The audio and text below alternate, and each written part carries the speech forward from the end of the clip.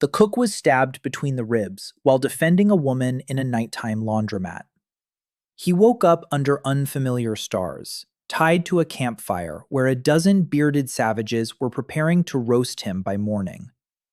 And then he did what captives never do. He asked for 1 hour and the very cauldron in which they were going to boil him. But let's go back a couple of minutes.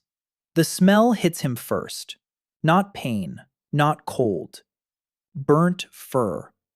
Rancid fat. Something sour, like meat left out in the July sun. Dan throws his eyes open and sees the stars. Too big, too bright. There are too many of them. He tugs at his arm but can't lift it. A rawhide strap cuts into his wrists until they burn. 2 meters away, a bonfire the size of a car crackles. People are sitting around it. No, mountains. Bearded mountains clad in fur, with braids and bone beads. One is sharpening a knife on a stone and looking at Dan the way Dan himself once looked at a fine cut of meat while butchering. Calmly, with anticipation.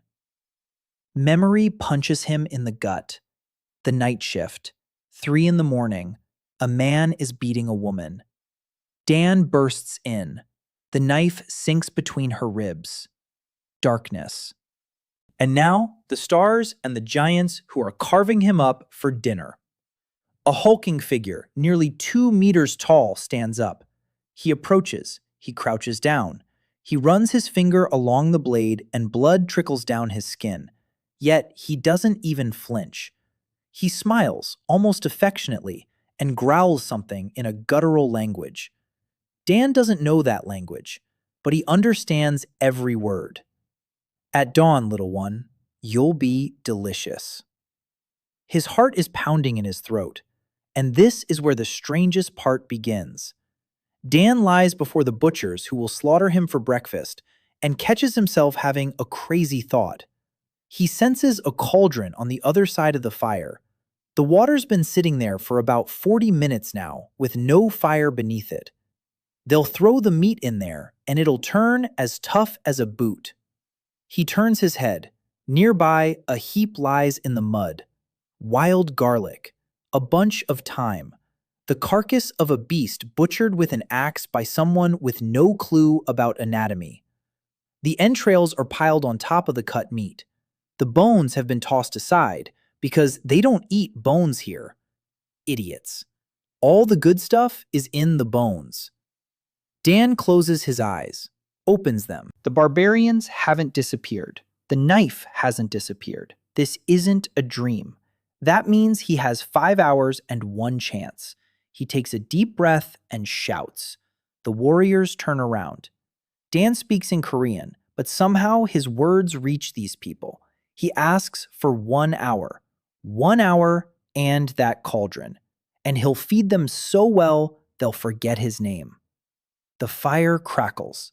The big guy frowns, not out of anger, but out of surprise. Prisoners don't bargain. Prisoners cry and beg, and this bound stranger offers to cook for them?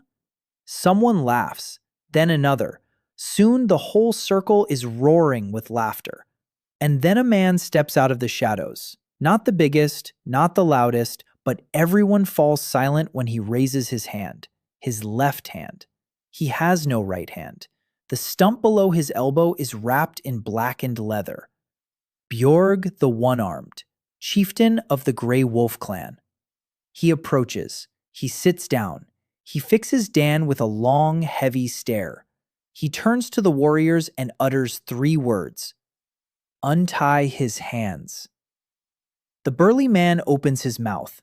Bjorg looks at him. The mouth closes. The straps fall away. Blood surges back into his fingers, and the pain is so intense that Dan almost howls. He sits down. He stands up. His knees are shaking. His whole body aches, as if he'd been thrown off a roof. But his hands are free, and his hands are all a cook needs.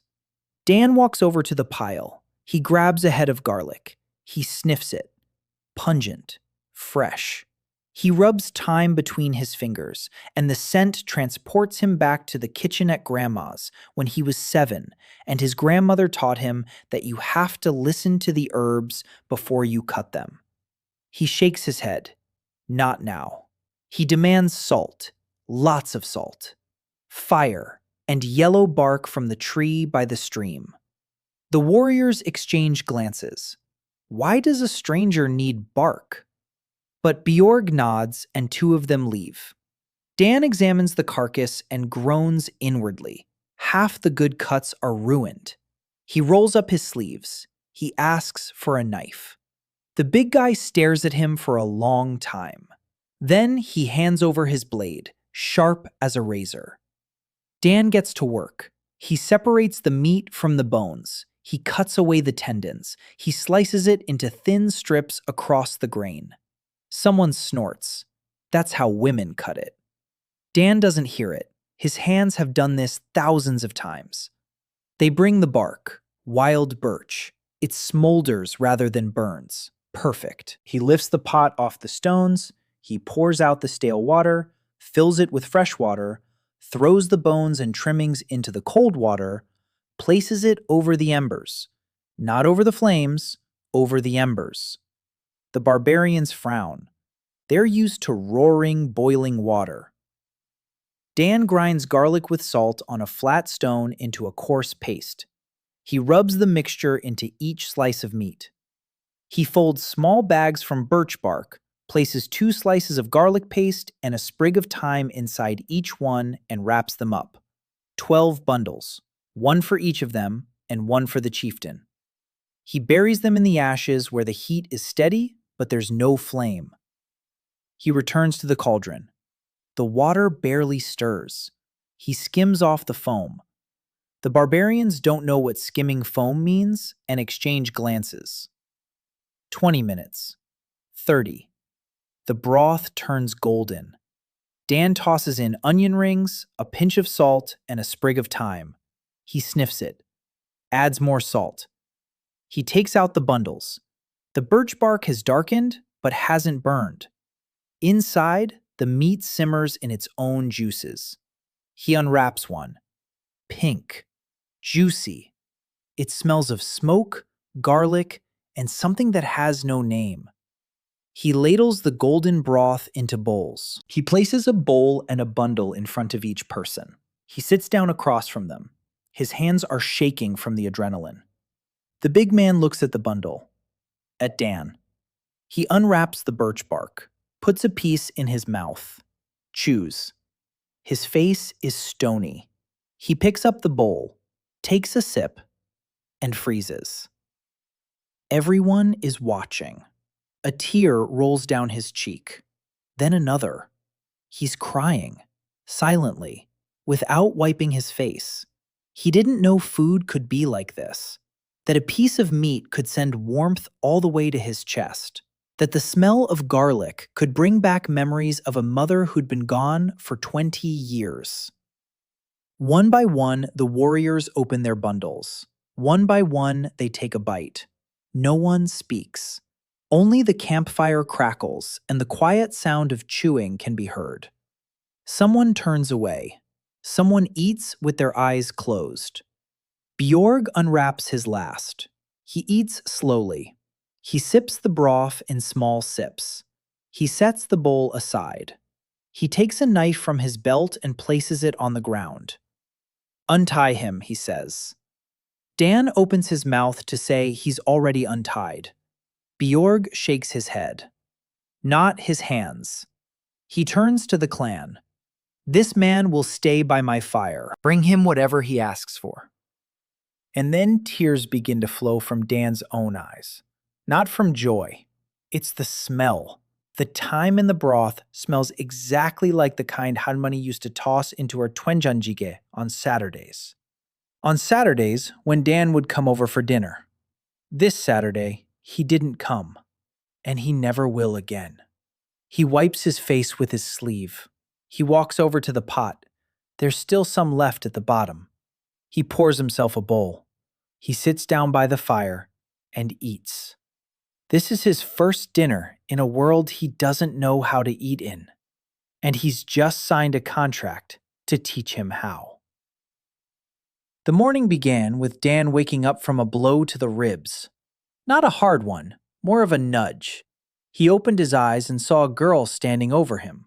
Tall and thin, with long, light brown hair in a side-parted braid and a scar across her left eyebrow. Her face was stony. Her eyes were gray and empty, like a winter sky. She stood over him, holding an armful of firewood. She tossed the wood down next to him. She said one word. Fire. And she left. Dan sat up. His body ached as if he'd been put through a meat grinder. Every muscle, every joint. He looked around. He was lying on a hide by a small, died-down fire off to the side of the main camp. Nearby stood a clay pot of water, and a piece of yesterday's meat lay on the ground. Raw. Someone had taken care of him. Or someone had shown him his place. Here's your corner. Here's your water. Don't get in the way. The girl returned a minute later. She set another pot in front of him. It contained roots and some kind of grain. She looked down at him and said 2 words. Feed the chief. Dan nodded. He tried to stand up and nearly fell. His legs felt like they belonged to someone else. The girl didn't help. She didn't reach out a hand. She just watched. He stood up on his own. He gritted his teeth and stood up. She turned and walked toward the center of the camp. Dan followed her. The Grey Wolf clan's camp was large. 30 tents made of hides and poles stood in a semicircle around the central fire. Dogs the size of calves roamed among the tents. Women carried water. Children chased each other with wooden swords. Men sat in groups, sharpening weapons or mending harnesses. Everyone was looking at Dan. Everyone. He could feel their gazes as a physical pressure. Curiosity, distrust, contempt. He was thin, a head shorter than everyone else here. His hands were white and smooth. Not a single scar. Not a single callus from a weapon. In a world where a man's worth was measured by the width of his shoulders and the number of enemies he'd killed, he looked like a mistake. The girl led him to the chieftain's tent, the largest tent in the camp. A bonfire burned in front of the entrance, and next to it stood 3 cauldrons of different sizes. All of them were dirty, with remnants of burnt food caked to the sides. Dan looked at the cauldrons and winced. He turned to the girl. "What's your name?" She looked at him as if he'd asked something inappropriate. "Ida. Ida." He nodded. "Ida, you used to cook for the chief." She didn't answer, but from the way a muscle twitched in her cheek, he understood. "Yes, I did." "Ida, I'm going to wash these pots now. I need sand and hot water." She frowned. "Wash? Why wash?" Dan looked at the pot with a layer of burnt-on grease as thick as a finger. "Because there's so much filth in this pot that it could kill the whole clan." She didn't understand. He didn't know the word filth in the barbarian language. He pointed at the layer of grease. He said disease. He pointed to his stomach. Then he ran his hand across his throat. Ira looked at the pot, then at him. Then she shrugged and went to get some sand. Dan stood in front of 3 dirty pots in a foreign world and thought that of all the crazy things that had happened to him over the past 12 hours, this was the most normal. Dirty dishes.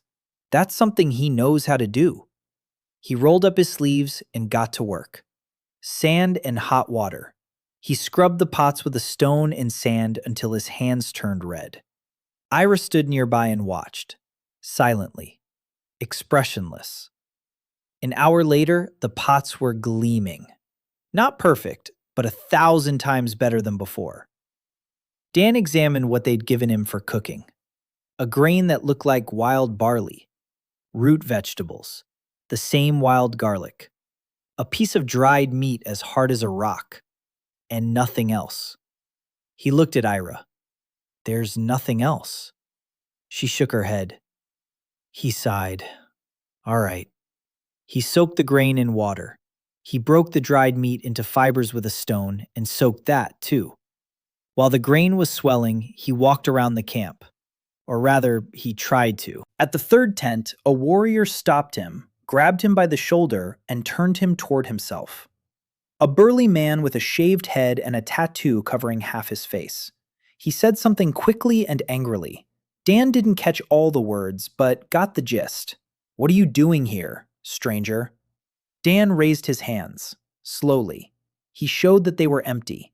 He said the one word he knew for sure. Food. The warrior spat. He let go of his shoulder. He walked away. Dan continued his patrol. He wasn't just wandering around for no reason.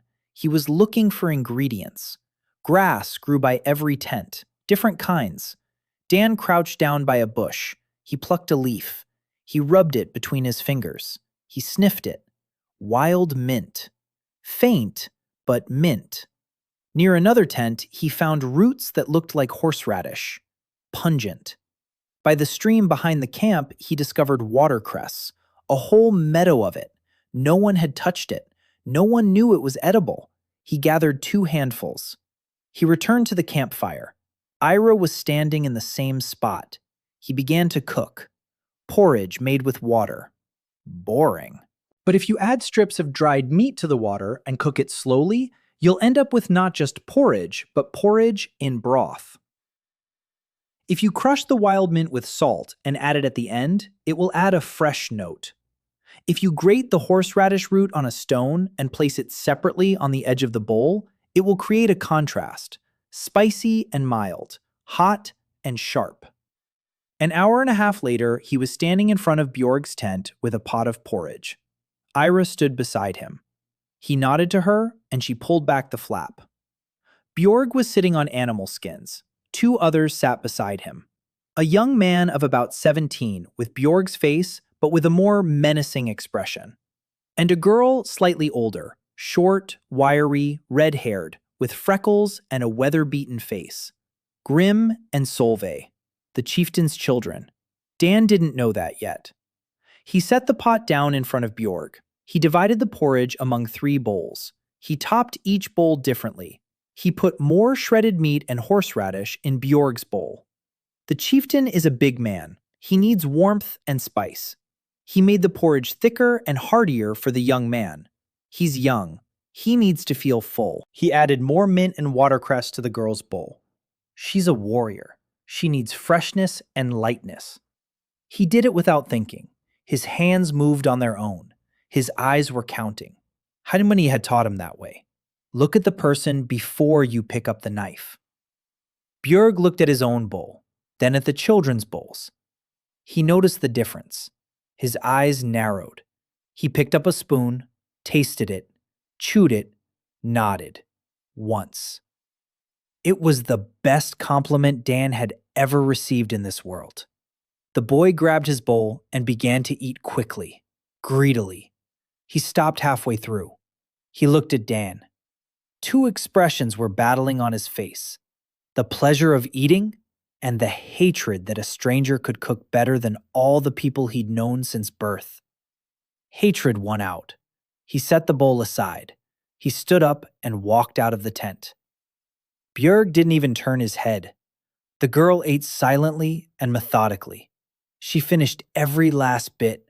She licked the spoon. She looked at Dan. She said one word. More. He served her a second helping. She ate it. She stood up. She walked out. She didn't say thank you either, but she finished everything. Dan stood in front of Bjorg. The chief looked at him. Then he spoke, slowly, choosing his words carefully. Where did you come from? Dan didn't know how to say Los Angeles in the barbarian language. He said, far away, very far away. Bjorg nodded. You know how to fight? No. You know how to hunt? No. You know how to ride a horse? No. Bjorg was silent. What can you do? Dan looked at the empty bowls. This? Bjorg grunted. Then he said, Ira will bring you what you need. Tell her. She knows the camp. Dan nodded. He turned toward the exit. Bjorg called out one more sentence over his shoulder. Dan didn't understand half the words, but he understood the tone perfectly. If you harm my people, I'll personally cut out your heart. Dan stepped out of the tent. Ira was waiting outside. He looked at her. I need water. Lots of clean water. I need a second knife, a small one, and I need to know where everything grows around here. Every bush, every root, every mushroom. Ira looked at him. Why? Because these people eat so poorly that half of them have stomach problems, and a quarter will die this winter from bad food. I can change that. Ira was silent for a long time. Then she turned and walked away. He followed her. She led him to the stream. In silence. All day long they walked around the camp. Ira pointed things out and named them. Dan looked, sniffed, tasted them, and memorized them. By evening, he had a map in his head. Wild onions on the southern slope. Sorrel by the stream. Mushrooms on the tree trunks in the grove behind the hill. Bitter berries, but if you dry and grind them, you can use them as a seasoning. The roots that Ira called poisonous, Dan dug one up. He sniffed it, broke it in half, looked at the cross-section. No, not poisonous. Bitter. Those are two different things. He explained this to Ira. She looked at him as if he were crazy. He ate a piece of the root right in front of her. She expected him to collapse. He didn't. The root was bitter but edible. It's similar to burdock. You can bake it. You can add it to soup. Ira watched him, and for the first time all day, something flashed across her stony face. Not a smile, a hint of surprise. They returned to camp at sunset. Dan was preparing dinner for Bjorg's inner circle. 8 warriors, Bjorg, and his children. Ira helped, silently, doing exactly as he said. Chop this, bring that. Stir it. She moved precisely and quickly. Her hands were skilled, but mechanical. She cooked the way she worked, without joy, without interest, without taste. Dan saw it. He knew that look. He'd seen it in restaurant kitchens among chefs who'd burned out, who'd lost sight of what they'd started out for. He didn't say anything. It was too soon. They ate. The warriors ate in silence. Bjorg ate. Grim didn't come. Solveig came. She sat in the corner. She ate quickly. She left. After dinner, Dan washed the pots, alone, in the dark. Ira went to her tent. He scraped the clay with sand and looked at the stars, stars that weren't his. And he thought of Harmony. She was probably sitting in her apartment in Koreatown right now, waiting for him for Saturday dinner. Or maybe she already knew. Or maybe she was already crying. He clenched his teeth. Not now. Later. First survive, then cry. A week had passed. Dan counted the days by the notches on a stick he kept by his campfire. 7 notches. 7 days in a world that shouldn't exist. Over the course of that week, he learned a few things. First, the language came to him with strange ease. Not like a foreign language, more like a memory. Words would pop into his head before he even heard them from others. By the end of the week, he was speaking in short phrases and understood almost everything.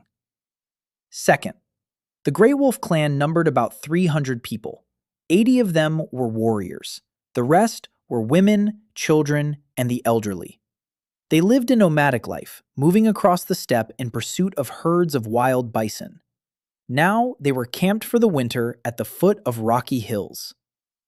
Third, people here died from things that no one in his world ever died from.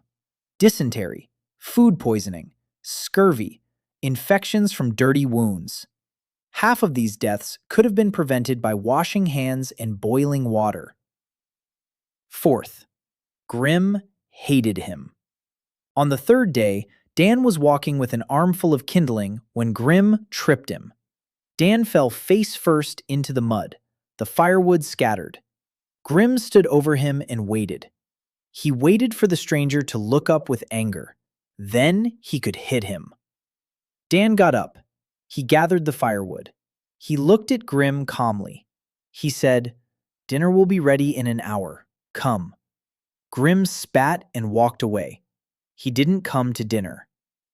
On the fifth day, Dan found his pot overturned. The broth he'd been simmering for 4 hours had spilled onto the ground. He didn't see who'd done it, but he knew. He didn't go to Bjorg. He didn't complain. He got out a second pot. He started over. Ira saw everything. She said nothing. On the sixth day, something happened that changed Ira's attitude. Dan was preparing the evening stew for the inner circle. Routine work. Meat, roots, herbs, salt. He was stirring the pot when he suddenly stopped. He looked at Ira, who was cutting meat nearby. She was cutting along the grain, roughly, in big chunks, just as she was used to. He could have said nothing. He could have just cut it himself. Instead, he walked over, stood next to her, took her hand with the knife. She flinched. Her whole body tensed. The scar on her eyebrow turned white. Dan let go, raised his hands, showed her his palms. Slowly, he picked up the knife from the table. He held it up. "Look, across the grain, thinly, like this." He sliced 3 pieces. He set the knife down. He pushed it toward her. Ira stood motionless. Then she took the knife. She sliced. Across the grain, thinly, crookedly, but across the grain. Dan nodded. "Good." She looked at him. Her stony face gave nothing away, but her hands relaxed slightly. It was the first time she'd done something not because she'd been ordered to, but because she'd been shown how. That evening, Dan was making broth, plain bone broth. Over the course of a week, his broth had become something of a currency in the camp. Warriors who had previously looked at him with contempt now walked past his campfire and lingered. They sniffed the air. Some stopped and stood in silence. They didn't ask for any. Their pride wouldn't let them. But they stood there. Dan poured them some, silently, without questions. He'd set the bowl on a nearby rock and turn away. When he turned back, the bowl was empty. That evening, a woman approached his campfire. She was large and broad-shouldered, with a ruddy face and hands that looked as though they could bend a horseshoe. She was carrying 2 children, one in her arms, the other by the hand. A third child was running ahead. She stopped in front of Dan. She looked at the pot. She looked at him. She said, "I'm Helga. I've been told you make food that makes men cry. I want to see for myself." Dan poured her a bowl. Helga sat right on the ground. She sat the children down beside her. She tasted the broth. She didn't cry. She looked at Dan. She said, "It's not salty enough." Dan laughed for the first time in a week. For real. Helga didn't smile, but her eyes grew warmer. She came back the next day, and the day after that. On the third day, she came not only with the children, but also with a sack of grain. She set it down in front of Dan. "This is the best grain in the camp. My husband," she paused, "my late husband, he saved it for special occasions. I think this is a special occasion." Dan took the sack. The grain looked like spelt, golden, coarse. He cooked it into porridge with bone broth and mushrooms he'd found in the grove. Helga ate in silence. The children ate. The youngest, a 3-year-old boy, climbed onto Dan's lap and fell asleep with a spoon in his hand. Helga looked at the scene, then at Dan. "You're a strange man." Dan looked at the sleeping child. "I hear that a lot." On the morning of the 7th day, Ira came home earlier than usual. Dan was still asleep. She stood over him and waited. He opened his eyes. "What's wrong?" She paused. Then she said, "The broth. The broth you make." "Show me." Not just how to cut. Show me everything, from the beginning. Dan sat up. He looked at her. Gray eyes, a stony face. But there was something in her voice, something alive. Small and fragile, like a sprout in a crack in the rock. He nodded. Let's go. They spent the whole day by the fire. Dan taught her from the very beginning. Break the bones so you can get to the marrow. Pour in cold water, never hot. Keep the fire low. The foam on top is dirt. You have to skim it off every few minutes, patiently. Ira did it. She skimmed off the foam. She watched as the broth grew lighter, how murky gray water turns into gold. After 3 hours, the broth was ready. Dan let her taste it. She brought the bowl to her lips, took a sip, and froze. She stood there with the bowl at her mouth, not moving. Dan waited. Then he saw it. Her chin was trembling, just a tiny bit. A muscle in her cheek twitched. Her eyes grew wet. She wasn't crying. She didn't know how to cry. She'd forgotten how 2 years ago, when they brought her husband's body and the small bundle containing her son. But her chin was trembling, and she set the bowl down. She looked at Dan. She said, I made this. Yes, it was you. She set the bowl down, turned away, went into her tent. Dan didn't follow her. There are some things you have to go through alone. That evening she returned, stood next to him by the fire, silently. She took a knife, began cutting the roots, crosswise, thinly, evenly. Dan looked at her hands.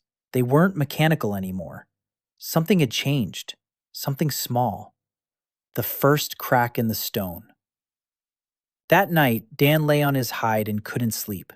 Not because of the cold, not because of fear, because of his thoughts. He's a cook, just a cook.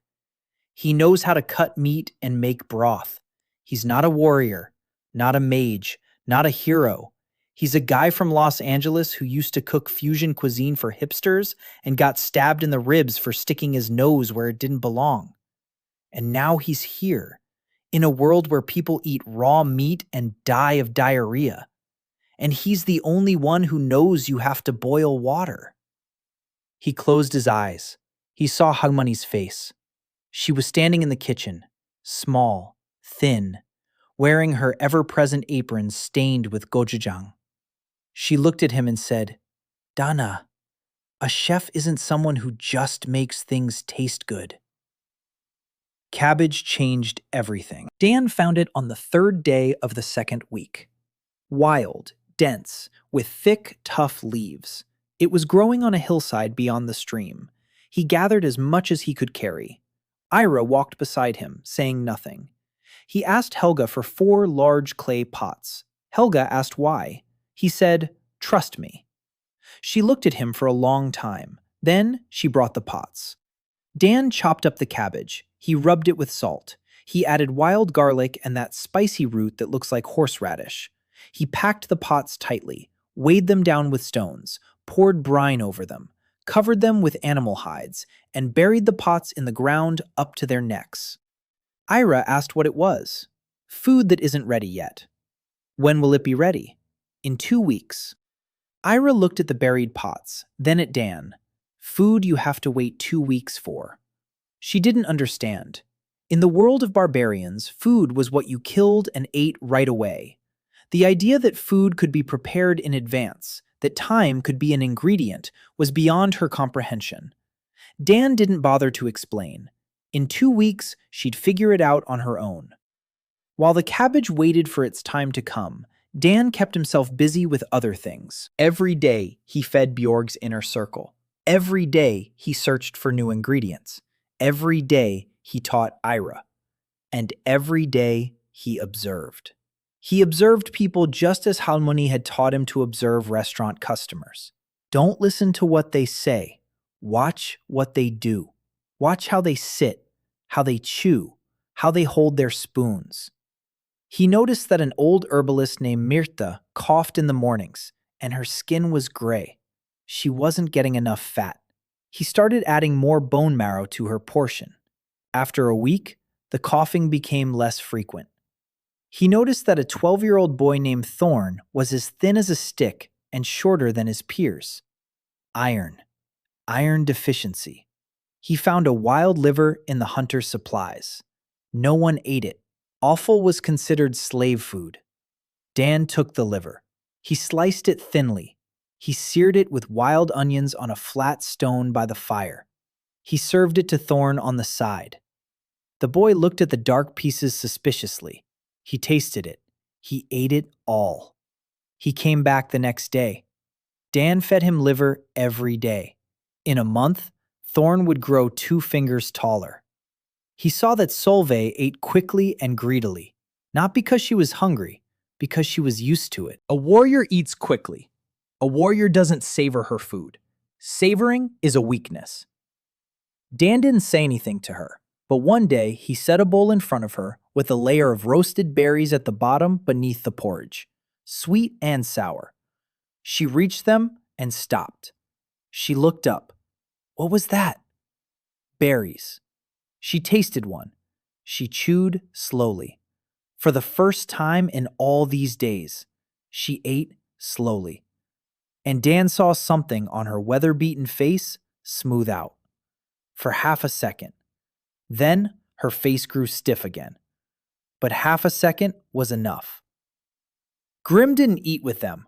Grim, as a matter of principle, went to another campfire where the young warriors were eating.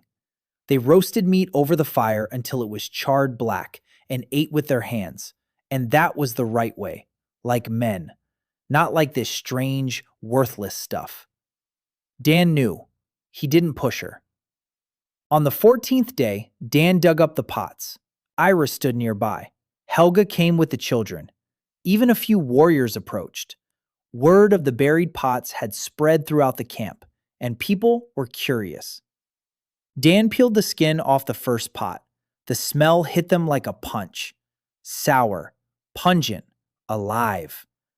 The warriors recoiled. Someone said the food had gone bad. Someone laughed. Dan pulled out a cabbage leaf. It was soft, translucent, bubbly, alive. Not kimchi, not quite.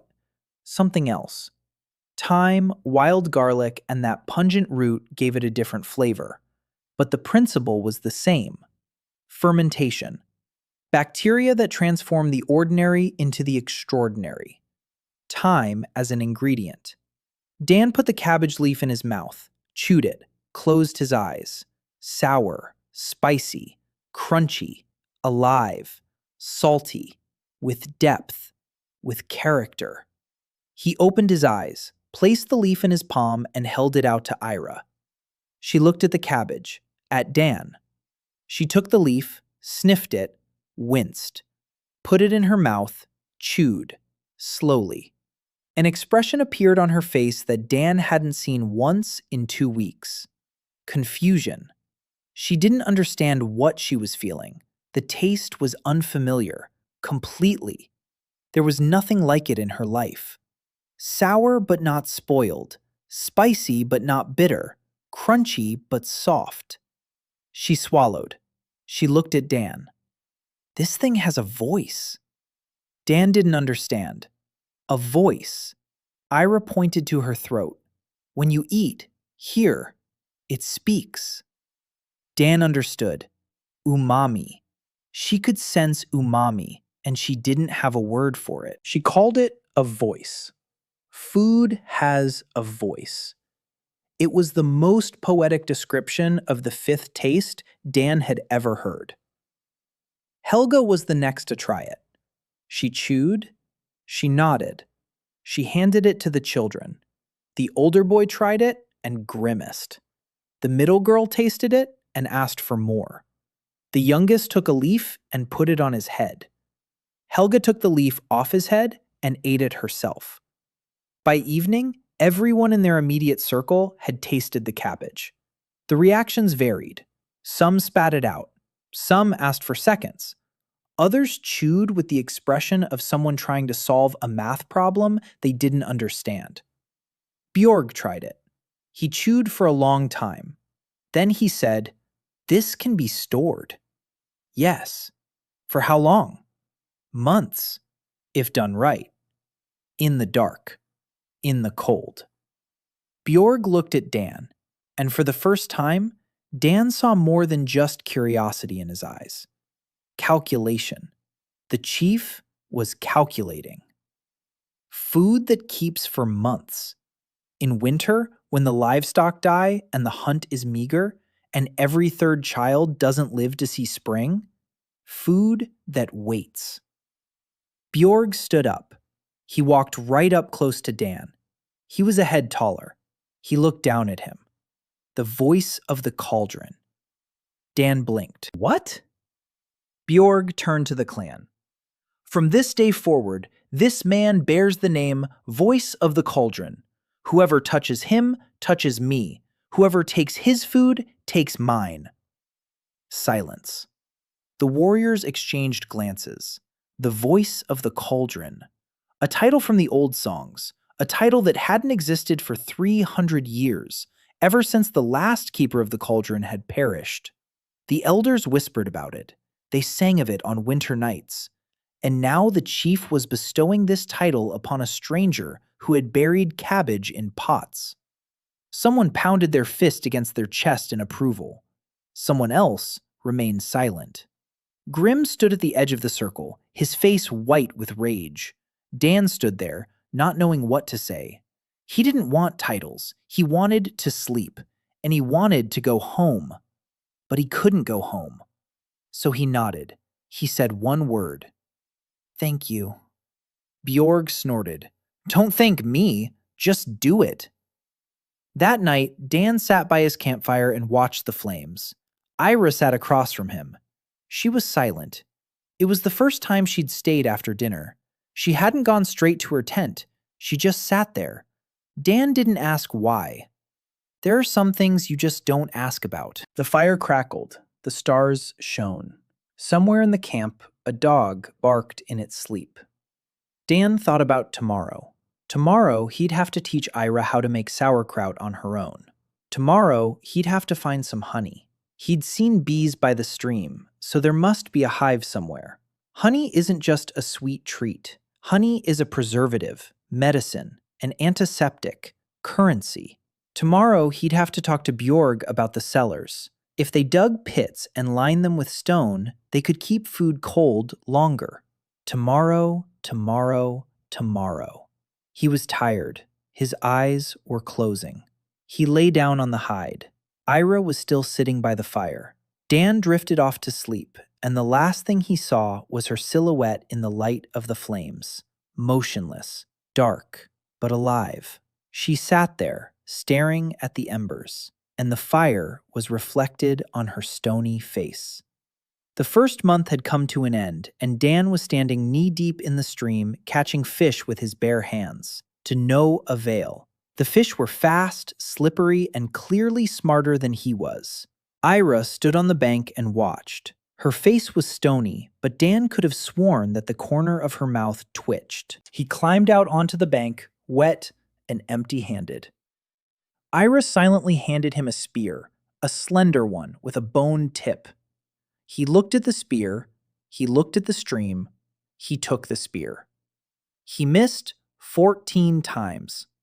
On the 15th try, he hit his mark. The fish was the size of his palm. Ira looked at it. She looked at Dan. She said one word. Not enough. Dan looked at the fish. He looked at Ira, and he laughed. She didn't laugh, but the stone on her face cracked a little more. He saw it. A tiny twitch of the muscles around her eyes. Almost nothing. Almost. A lot had changed over the past month. Dan had learned to speak the barbarian language well enough to be understood without difficulty. Not fluently, not elegantly, but clearly. He'd memorized the names of everyone in his immediate circle. He knew who snored, who got up before everyone else, who was afraid of thunderstorms, and who secretly fed the dogs from his own plate. He learned that the world was called Archon, that there are 12 great clans and dozens of small ones, that in the north live the fallen, from whom everyone flees, that in the south the Iron Bison clan devours its neighbors one by one, that the Bison chieftain is called Hagar the Bloody, and that his name is spoken softly, even by one's own campfire. He learned about the call of the hearth. The old healer Mirtha told him one evening when Dan brought her some bone marrow broth. She sipped the broth in small sips and spoke. Long ago, when the world was young, the fire in the hearth was alive. It responded to the one who was cooking.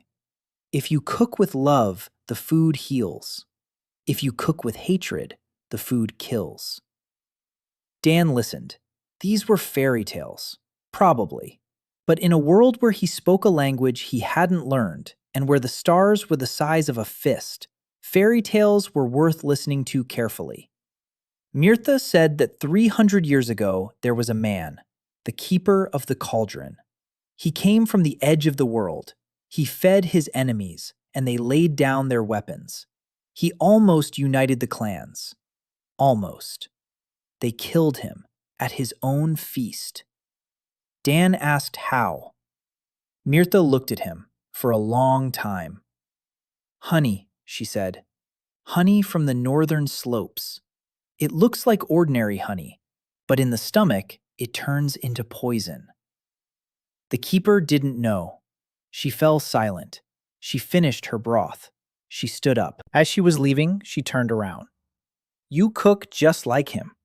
That's what the old songs say. I'm not the keeper, Dan said.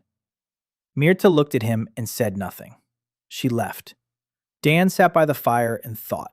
300 years ago, someone just like him came into this world. He cooked. He fed people.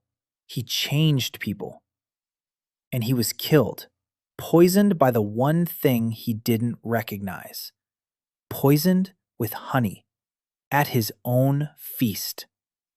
Dan looked at his hands, the hands of a cook, not a warrior, not a hero, a cook's.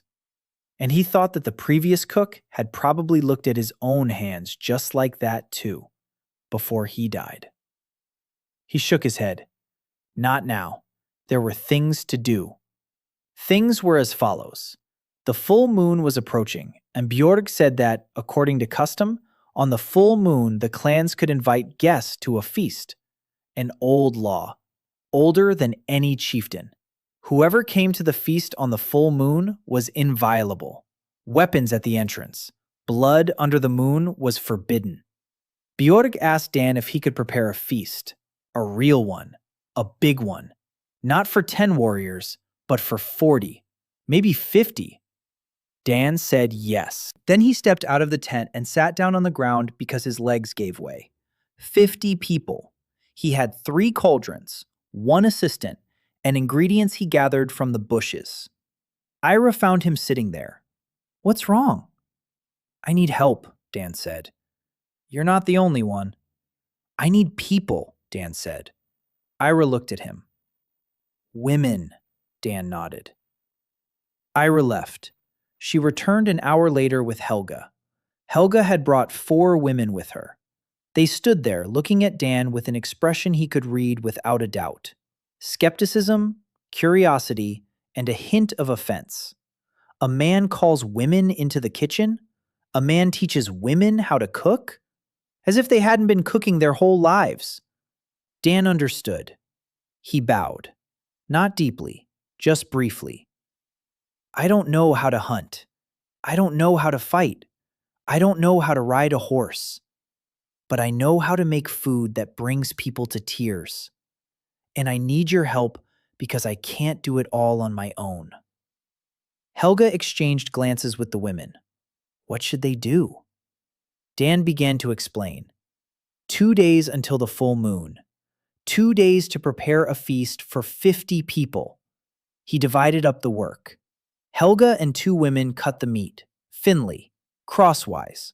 He showed them how. They grumbled, but they did it. Ira cooks the broth, 3 pots, following the recipe he'd shown her.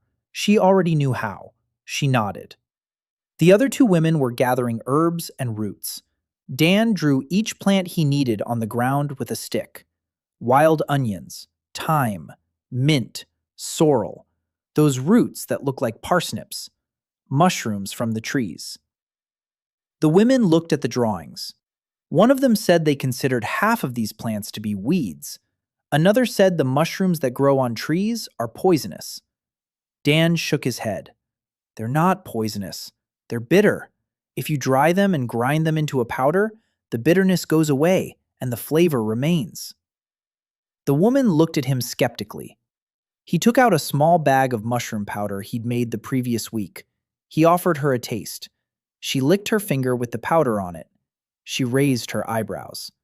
Helga tried some too. She looked at Dan. You made this from those mushrooms? Yes, from those mushrooms. She shook her head. Then she turned to the women. Let's do what he says. They worked for 2 days. Dan slept 4 hours at a time. Ira didn't sleep at all. Dan made her go to bed at 3 in the morning. She resisted. He said, a cook who doesn't sleep makes bad food. She glared at him. She lay down. She fell asleep in a minute. Helga commanded the women like a general. Dan gave instructions. Helga turned their words into orders. He'd say, slice the onions into thin rings. She'd say, slice the onions thinner or I'll slice you up myself. It worked. By evening on the first day, Dan found some honey. The hive was in a hollow of an old tree half a kilometer from the camp. The bees were angry and enormous. Dan got 12 stings and a liter of dark, thick honey. It was worth it. He examined the honey, sniffed it, tasted a drop. Ordinary, floral, not from the northern slopes, not the honey that killed the previous keeper. Just honey, sweet and thick. He made something like a sauce out of the honey and berries, thick, sweet and sour, dark, for meat. On the night before the full moon, Dan sat by 3 cauldrons and counted. The meat was ready. Sliced, coated in herbs and salt, it lay in birch bundles, waiting for the coals. The broth is simmering. Fermented cabbage, 3 pots, berry sauce, spelt porridge in broth, roasted parsnip roots with honey, no bread, no flour, nothing resembling baked goods. Dan thought. Then he remembered. Flatbreads. Simple flatbreads. Grind the groats into flour between stones. Mix with water and salt. Bake on hot stones. Not bread, but closer to bread than anything else in this world. He woke Ira. She gave him a murderous look. I need to grind the groats into flour. She sat up, rubbed her eyes. What for? Flatbreads. She didn't know that word. He gestured with his hands. Flat, round, baked on a stone. She looked at him as if he were crazy. Then she stood up. They ground the groats between stones until dawn. Her hands ached. The flour turned out coarse, more like sand than flour. But when Dan kneaded the dough and placed the first flatbread on the hot, flat stone by the fire, and the smell wafted through the camp, Ira froze. She stood there, sniffing the air. Her nostrils flared. Her eyes were closed. Dan watched her and thought she looked like someone hearing music for the first time. The flatbread turned out well. Coarse, crisp at the edges, but soft in the middle, smelling of grain and smoke. Dan broke it in half. He gave half to Ira. She took a bite. She chewed. Something flashed across her face. He didn't understand what it was. Then he realized. Pleasure. The first real pleasure he'd ever seen on that face. It lasted a moment. Then the stone-faced expression returned. But Dan had seen it, and Ira knew he'd seen it, and she didn't look away. Bjorg had sent a messenger to the small tribe of Foxford. 20 years ago, a rift had occurred between Grey Wolf and Foxford. A stolen bride, blood, vows of revenge. They hadn't spoken since. Bjorg invited them to the full moon feast. Not because he had forgiven them, because Dan had asked him to. Why do you want Fox Ford? Bjorg asked. Because two people can't hate each other if they're eating hot, delicious food from the same bowl. Bjorg looked at him. Do you really believe that? I know it's true. Bjorg was silent for a long time. Then he nodded. If they come and there's bloodshed, it's on you. Dan nodded. I know. Fox Ford arrived at sunset. 20 people. The chief, named Askell the Lame, a small, gaunt old man with a face like a baked apple. 15 warriors, 4 women. They entered the camp with weapons in hand. They laid them down by the central fire, according to ancient law. But their hands were itching. You could tell. The Grey Wolf warriors watched them. The Fox Ford warriors watched back. 20 years of hatred hung in the air like smoke. Dan stood by his cauldrons and could physically feel the tension, like the pressure before a storm. He turned to Ira. Serve the broth first, to everyone, to both clans, from the same pot. She understood. She nodded. They began to serve it out. Bowls of golden broth, identical, from the same pot. Dan watched as a Grey Wolf warrior and a Fox Ford warrior received identical bowls from the hands of the same woman. They drank the same thing. This isn't magic. It's biology. When you eat something hot, your body relaxes. When your body relaxes, your mind relaxes. When your mind relaxes, anger recedes. It doesn't go away, but it takes a step back. And that one step is enough. Then came the meat. Then the porridge. Then the cabbage. The cabbage had an effect. The warriors of Fox Ford had never tasted anything like it. Askell chewed slowly. His gaunt face creased into even more wrinkles.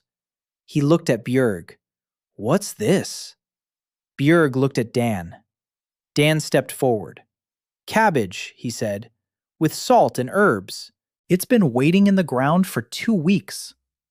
Askell looked at Dan, then at the cabbage, then back at Dan. You're the one. The voice of the cauldron, Dan nodded. Askell grunted. My grandfather said the last voice died 300 years ago. He was poisoned. Yes, I've heard. Askell chewed. You're not afraid. Dan thought for a moment. I am, but the cabbage is good. True. Askell looked at him and laughed, the dry, creaky laugh of an old man who hadn't heard anything funny in a long time. Bjorg watched from the other end of the table, and Dan saw the tension in his shoulders ease by 1 degree. Then came the flatbreads, hot, straight from the stone. Dan served them out himself, to everyone. He broke them in half and placed them on the edge of each bowl. The warriors of both clans ate the bread, the first bread of their lives. They didn't know it was bread.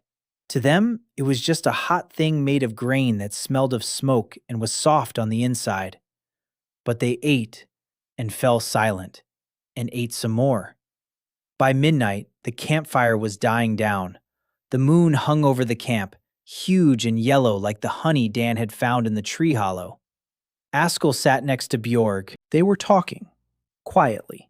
Dan couldn't hear their words, but he saw that Askell had placed his hand on Bjorg's shoulder, and Bjorg didn't shake it off. 20 years, a stolen bride, blood, vows of revenge, and a single bowl of broth, a single flatbread, a single evening by the fire. Not everything has been forgiven, far from it, but it's the first crack in the wall. Like that crack on Ira's face. Small, but real. Dan sat in the corner. He was so tired he couldn't lift his arms. Ira sat down beside him, silently. She placed a flatbread on his lap, the last one. He looked at her. You saved it. You haven't eaten all evening. He took the flatbread, broke it in half, held out one half to her. She looked at the half of the flatbread in his hand, took it. They ate in silence, just the two of them, by the dying campfire. The moon was shining. Somewhere in the camp, someone began to sing. A low, guttural voice, an old song. Dan didn't understand the words, but the melody was warm, like broth, like fire, like a hand that offers you food when you've forgotten to ask for it. 2 weeks had passed since the feast at Foxford, and the camp had changed. Dan could sense it in the little things. The women who used to toss meat into boiling water were now waiting. Not all of them, 3 out of 10, but they were waiting. They put the meat in cold water. They skimmed off the foam. Slowly, clumsily. But they did it. One of the young warriors approached Dan in the morning and asked what that yellow thing was that he put in the broth. Dan said, "Wild parsnip." The warrior nodded. He left. That evening, Dan found a bunch of parsnips by his campfire, freshly dug up. No note, no words, just a bunch of roots on a rock. Dan smiled. But there were other changes, too. Grim had become angrier, quieter and angrier. Before, he'd trip people up and knock over pots, the open spite of a boy. Now he was silent. He watched. He followed Dan at a distance. And there was something new in his eyes.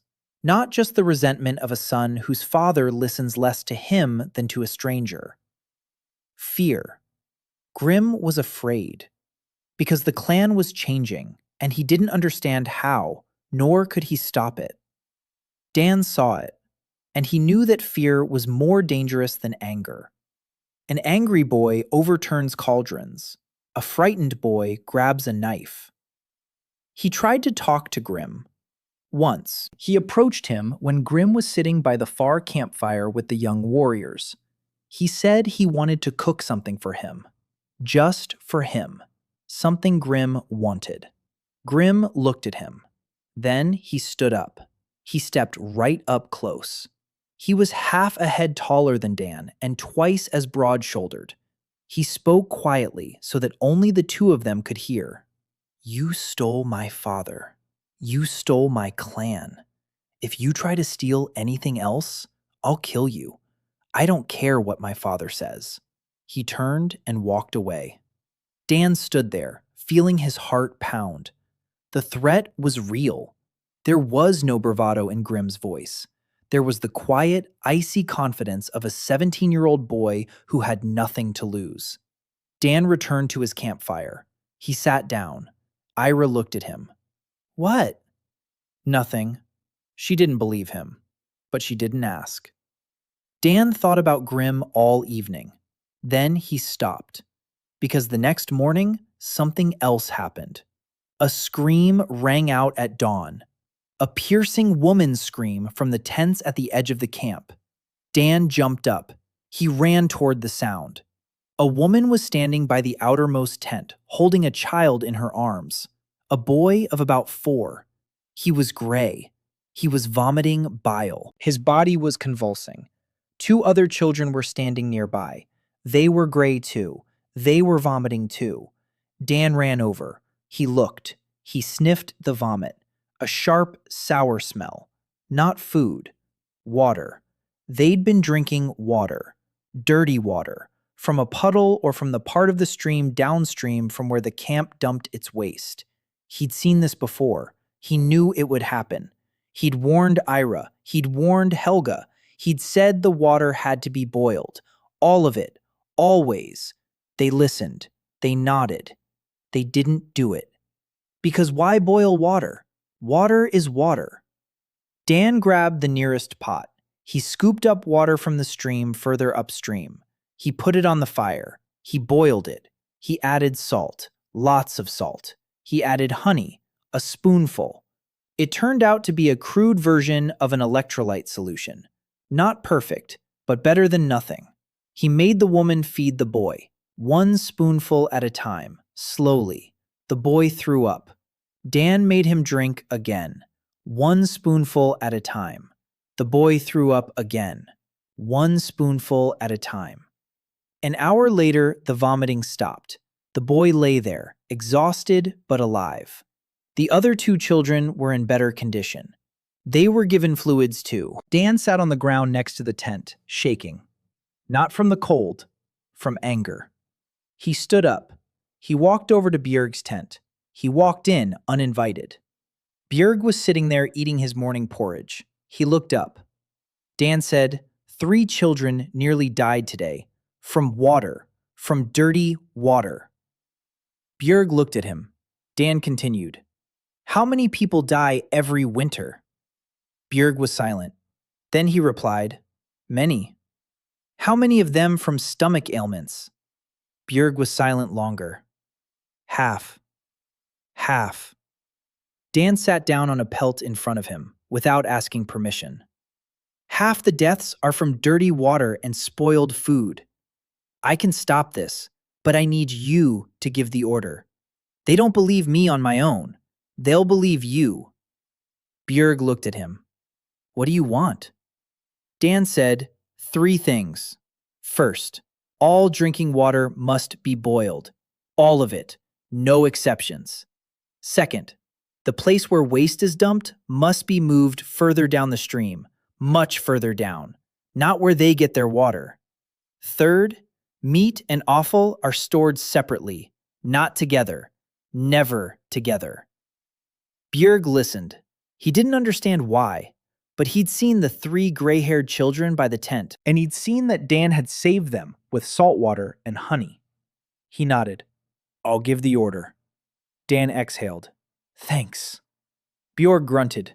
Don't thank me. If the children stop dying, I'll know you're right. If not, I'll know you took my morning porridge away for nothing.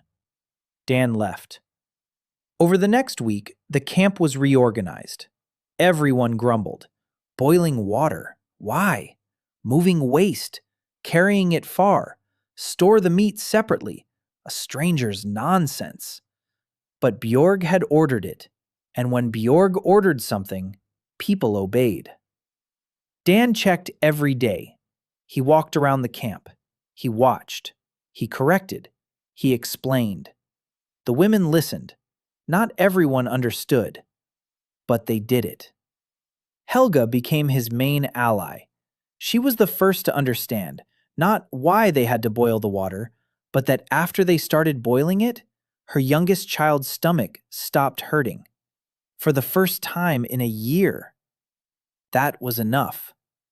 Helga went from tent to tent and said, Boil the water. The cook said to boil it. My youngest hasn't been throwing up for 3 days. Boil the water. A week after Björg gave the order, Dan was sitting by the stream, washing the pots. It was morning, a quiet, gray morning with low-hanging clouds. He heard footsteps behind him. He turned around. Solveig. She was standing 3 steps away from him, a bow on her back, a quiver on her hip. Her weather-beaten face was impassive. She was silent for a long time. Then she spoke. Mother. Dan waited. My mother died when I was 9. Before she died, she made me porridge with berries. She picked the berries herself in the morning and put them at the bottom of the bowl, under the porridge. I'd find them when I finished eating, like a gift. She fell silent. Dan didn't move. You put berries at the bottom of my bowl, on the first day you fed my father and me. Dan remembered. Baked berries under the porridge. He'd done it without thinking. His hands just moved on their own. How did you know? Dan shook his head. I didn't know. I just felt it. She was looking at him. Her eyes were green. He hadn't noticed before. Bright green, like grass after the rain. They were wet. She wasn't crying, but her eyes were wet. She turned and walked away, quickly, without looking back. Dan sat by the stream with a wet pot in his hands, realizing that something had just happened. Something important. Something he didn't yet know what to do about. The 3rd month was drawing to a close. The camp was preparing to move on. Herds of wild bison were moving south, and the clan was following them.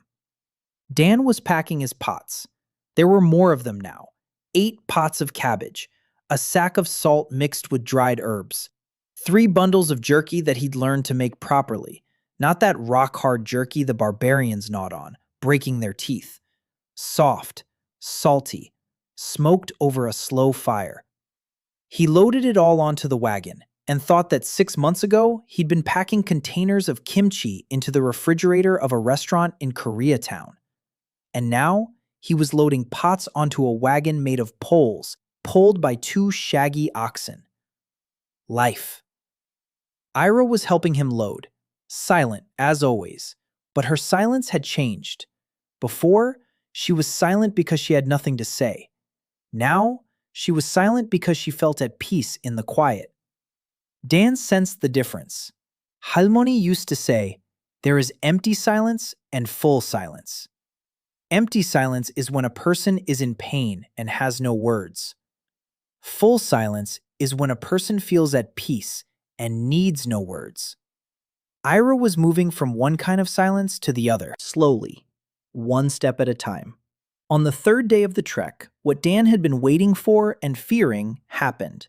They were traveling across the open steppe, a long column of wagons, people, and livestock. Dan walked beside his wagon, and Ira walked beside him.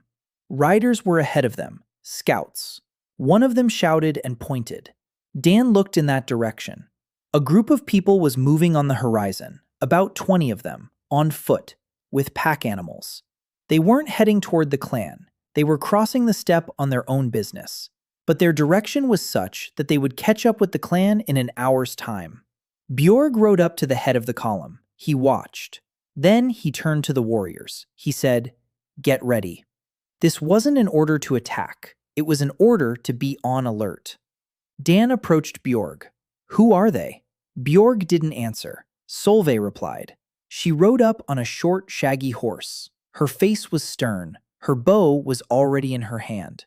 "Fugitives from the small tribes, from the east." Bjorg looked at the distant group, then at Dan. "They're hungry." Dan nodded. "I can see that."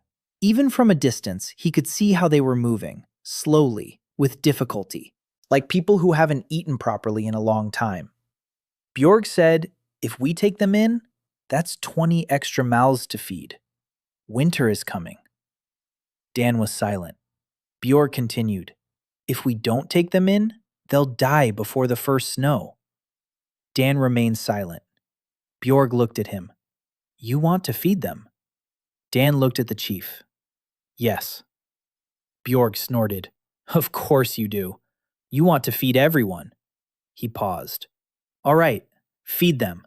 But if my people run out of food this winter because I took on too many, it's on you." Dan nodded. "It's on me." The fugitives turned out to be a splinter group from the Crane Lake tribe. 18 people, old men, women, children, and one girl with dark eyes and long black hair. 19 years old. A quiet voice. A vacant stare. Her name was Yeon-hee. She didn't speak. She didn't eat.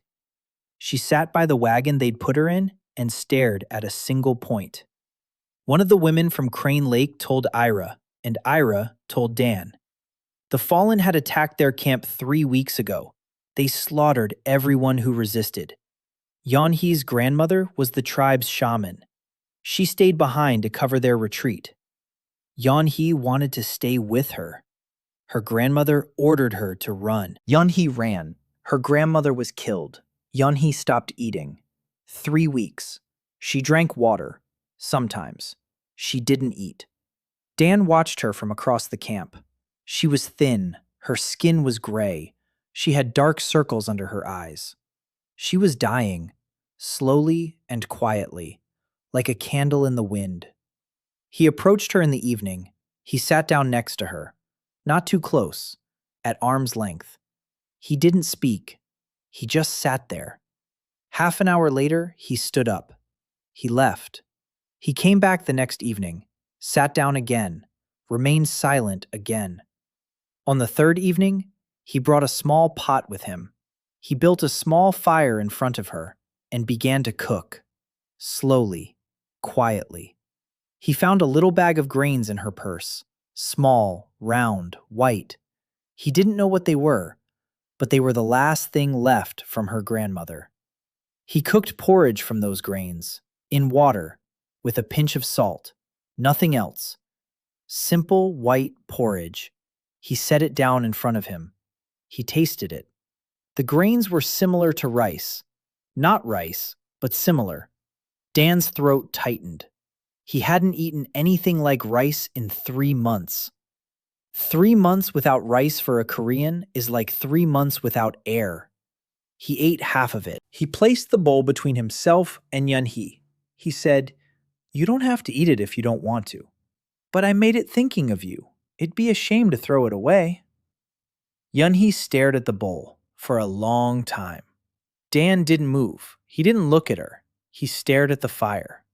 She reached out, took the bowl, brought it to her lips, took a sip. Hot white porridge, as simple as a prayer.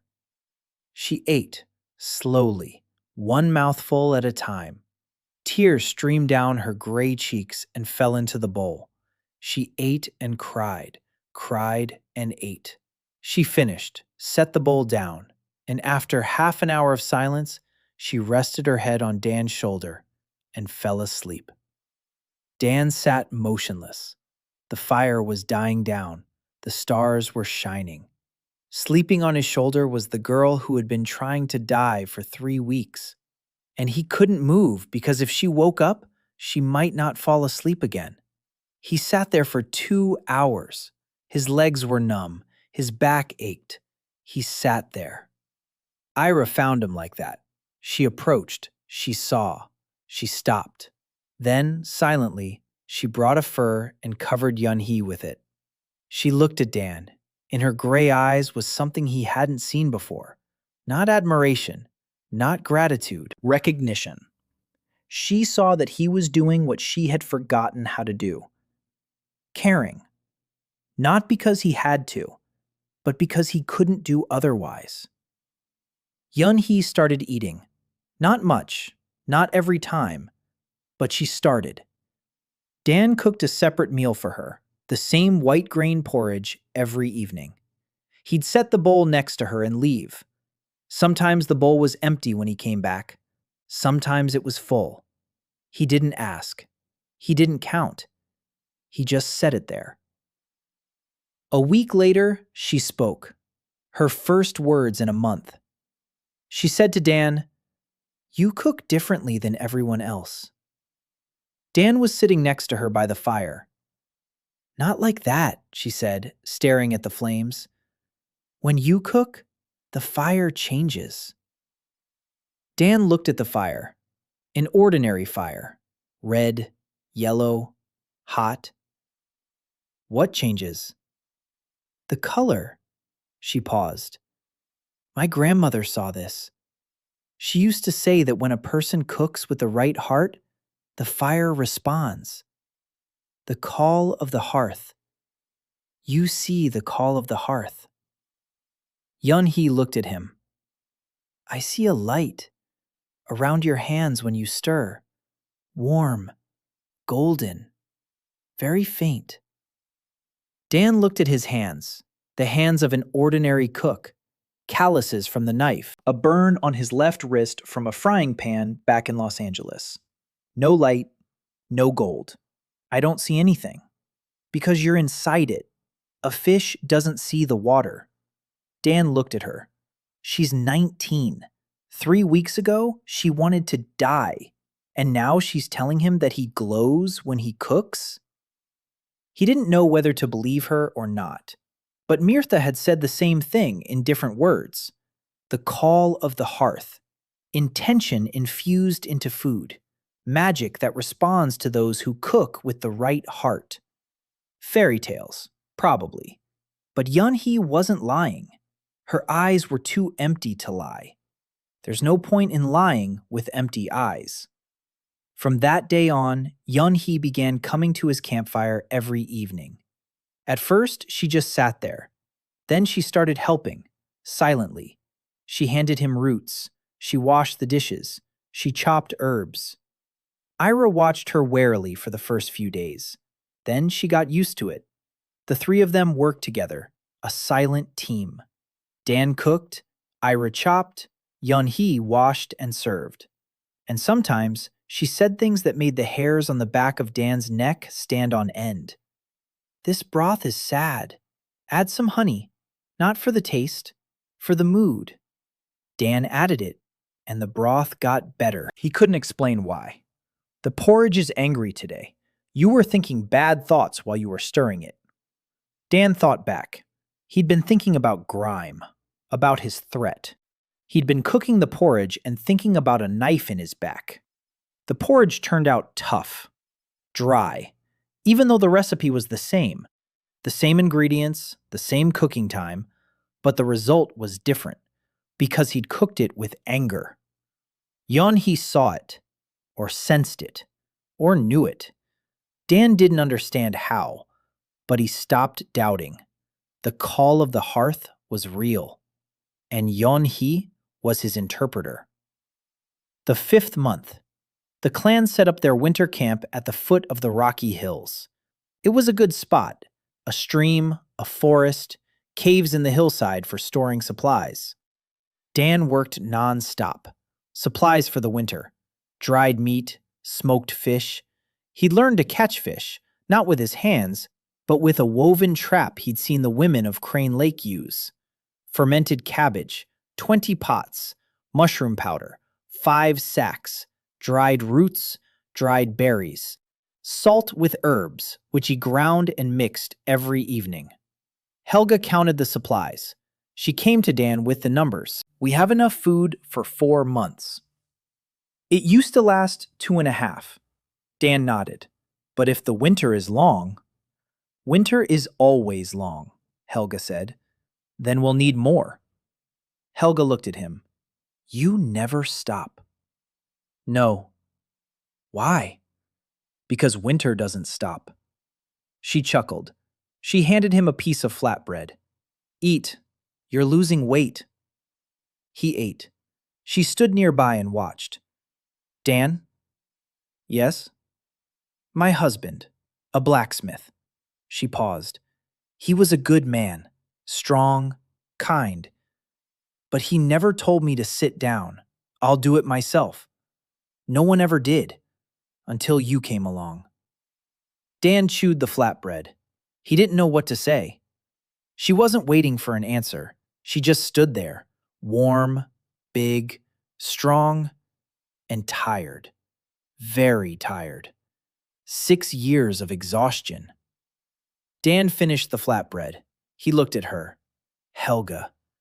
"Yes, you're tired today. Sit down. I'll cook it myself." She looked at him. Then she sat down, right on the ground. It was a heavy moment, like someone who'd been holding something very heavy and finally set it down. Dan cooked. She sat there, silent.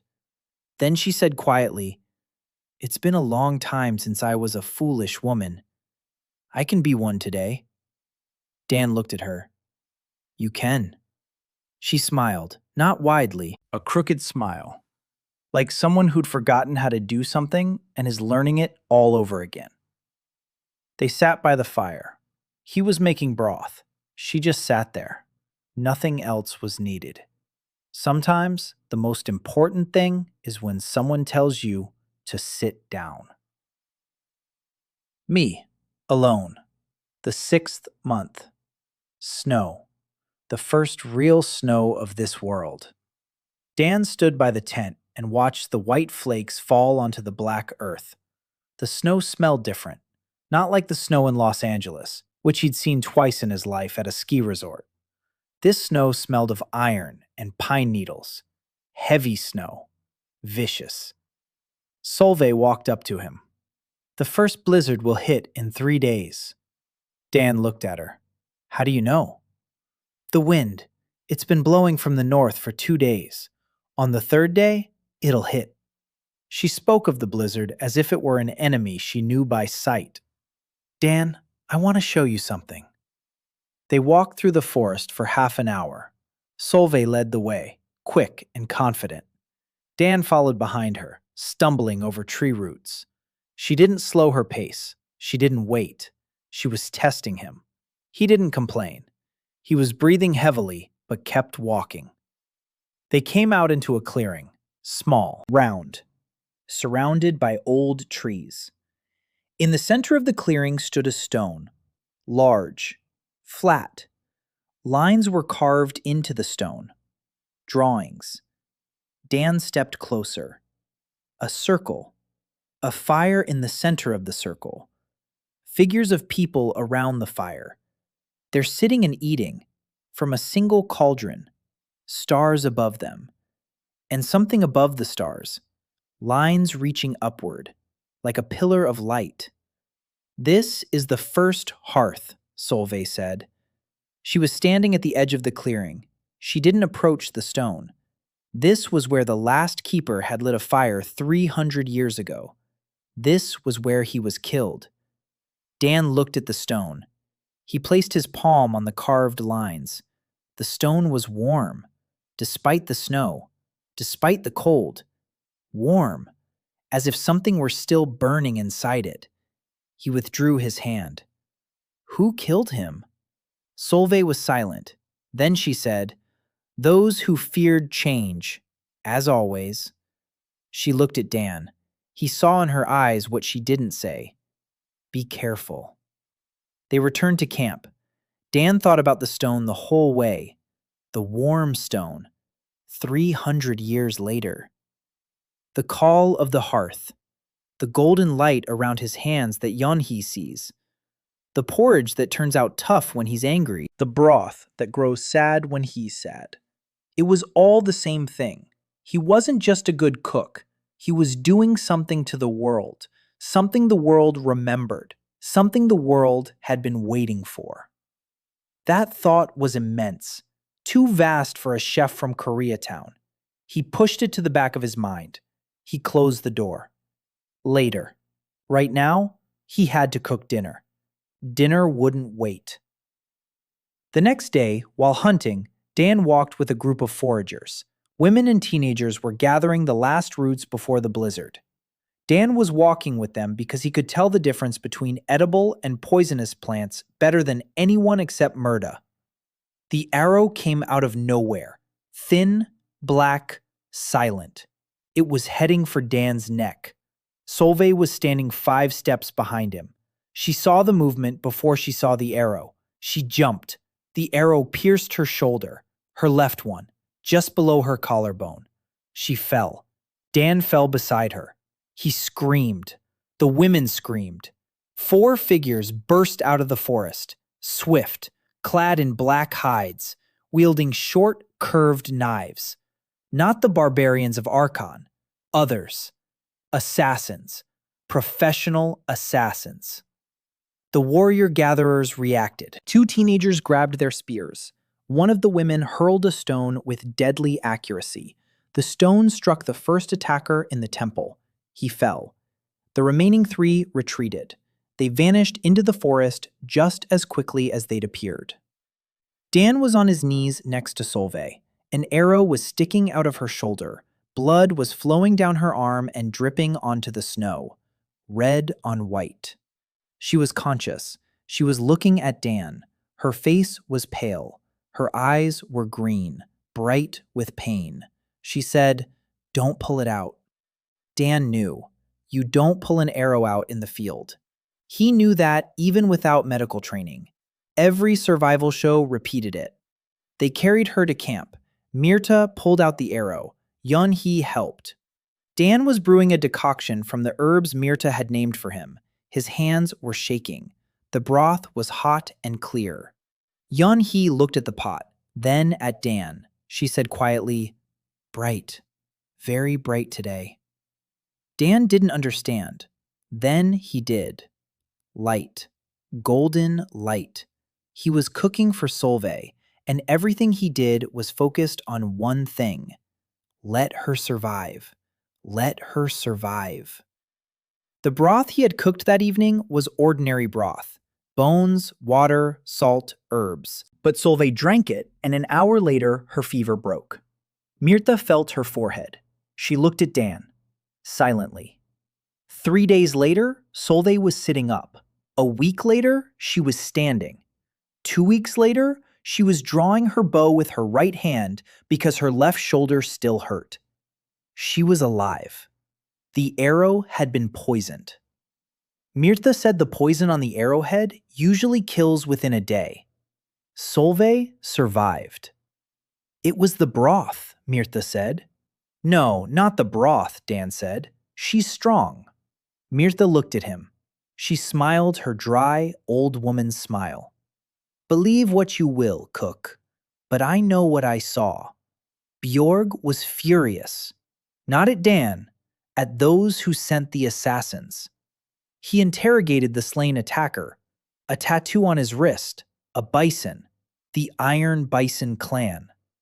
Hagar sent assassins after Dan. Word had gotten out. The cook who turns enemies into friends. More dangerous than 1,000 warriors. Hagar isn't a fool. He understands. Bjorg assigned 2 warriors to guard Dan around the clock.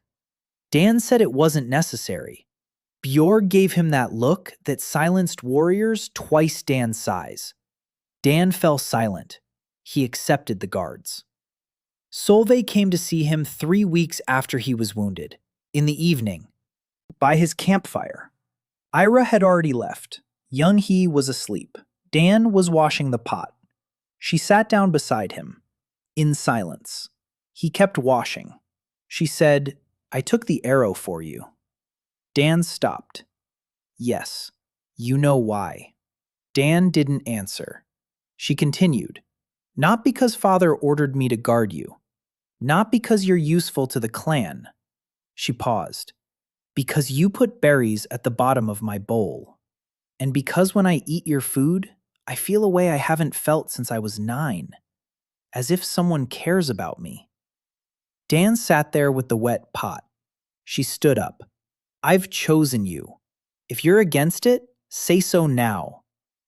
Dan looked at her. Snow in her red hair. Green eyes. A weather-beaten face. A bandaged shoulder. She stood straight, like an arrow. He said, I don't mind. She nodded. In a single motion, precise, like a warrior who had received confirmation of an order. She sat down next to him again, shoulder to shoulder, her good shoulder.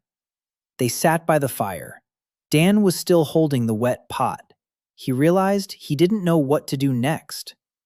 At the restaurant, he knew every next step, portioning, plating, serving. But here, with this woman who had taken the arrow for him and was now sitting next to him, smelling of snow and skin and something warm, he didn't know.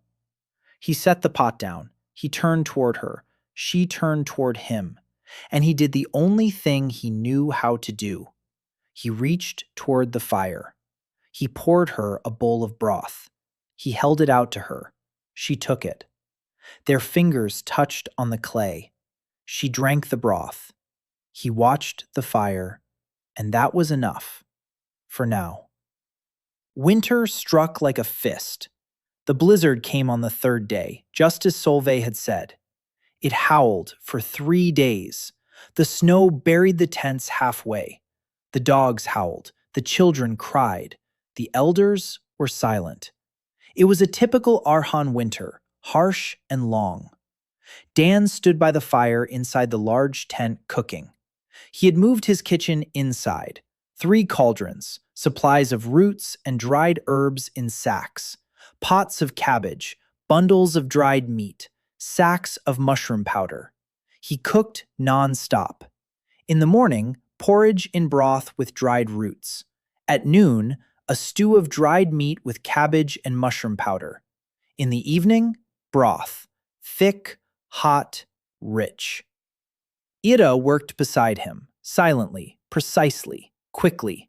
She no longer needed instructions. She knew every recipe, every proportion, every movement. Dan would look at her sometimes and think she'd become a different person. Not on the outside, on the inside. The stone on her face was cracking every day, in tiny pieces. She'd started to speak. Not much, 5 sentences a day instead of 2. But she spoke. One morning, she said to Dan, "There's not enough salt. Take some from my stash." Dan looked at her. "You have a supply of salt." She shrugged.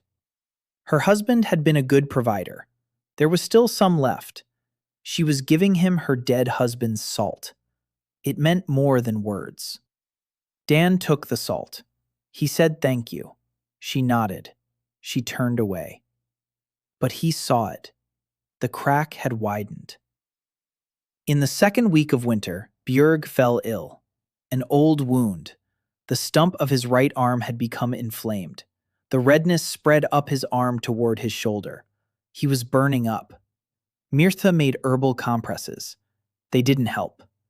Björg lay in the tent, breathing heavily. Grim stood at the entrance and wouldn't let anyone in. Dan came with a pot. Grim blocked the entrance. "Go away." Dan looked at him. "Your father is sick."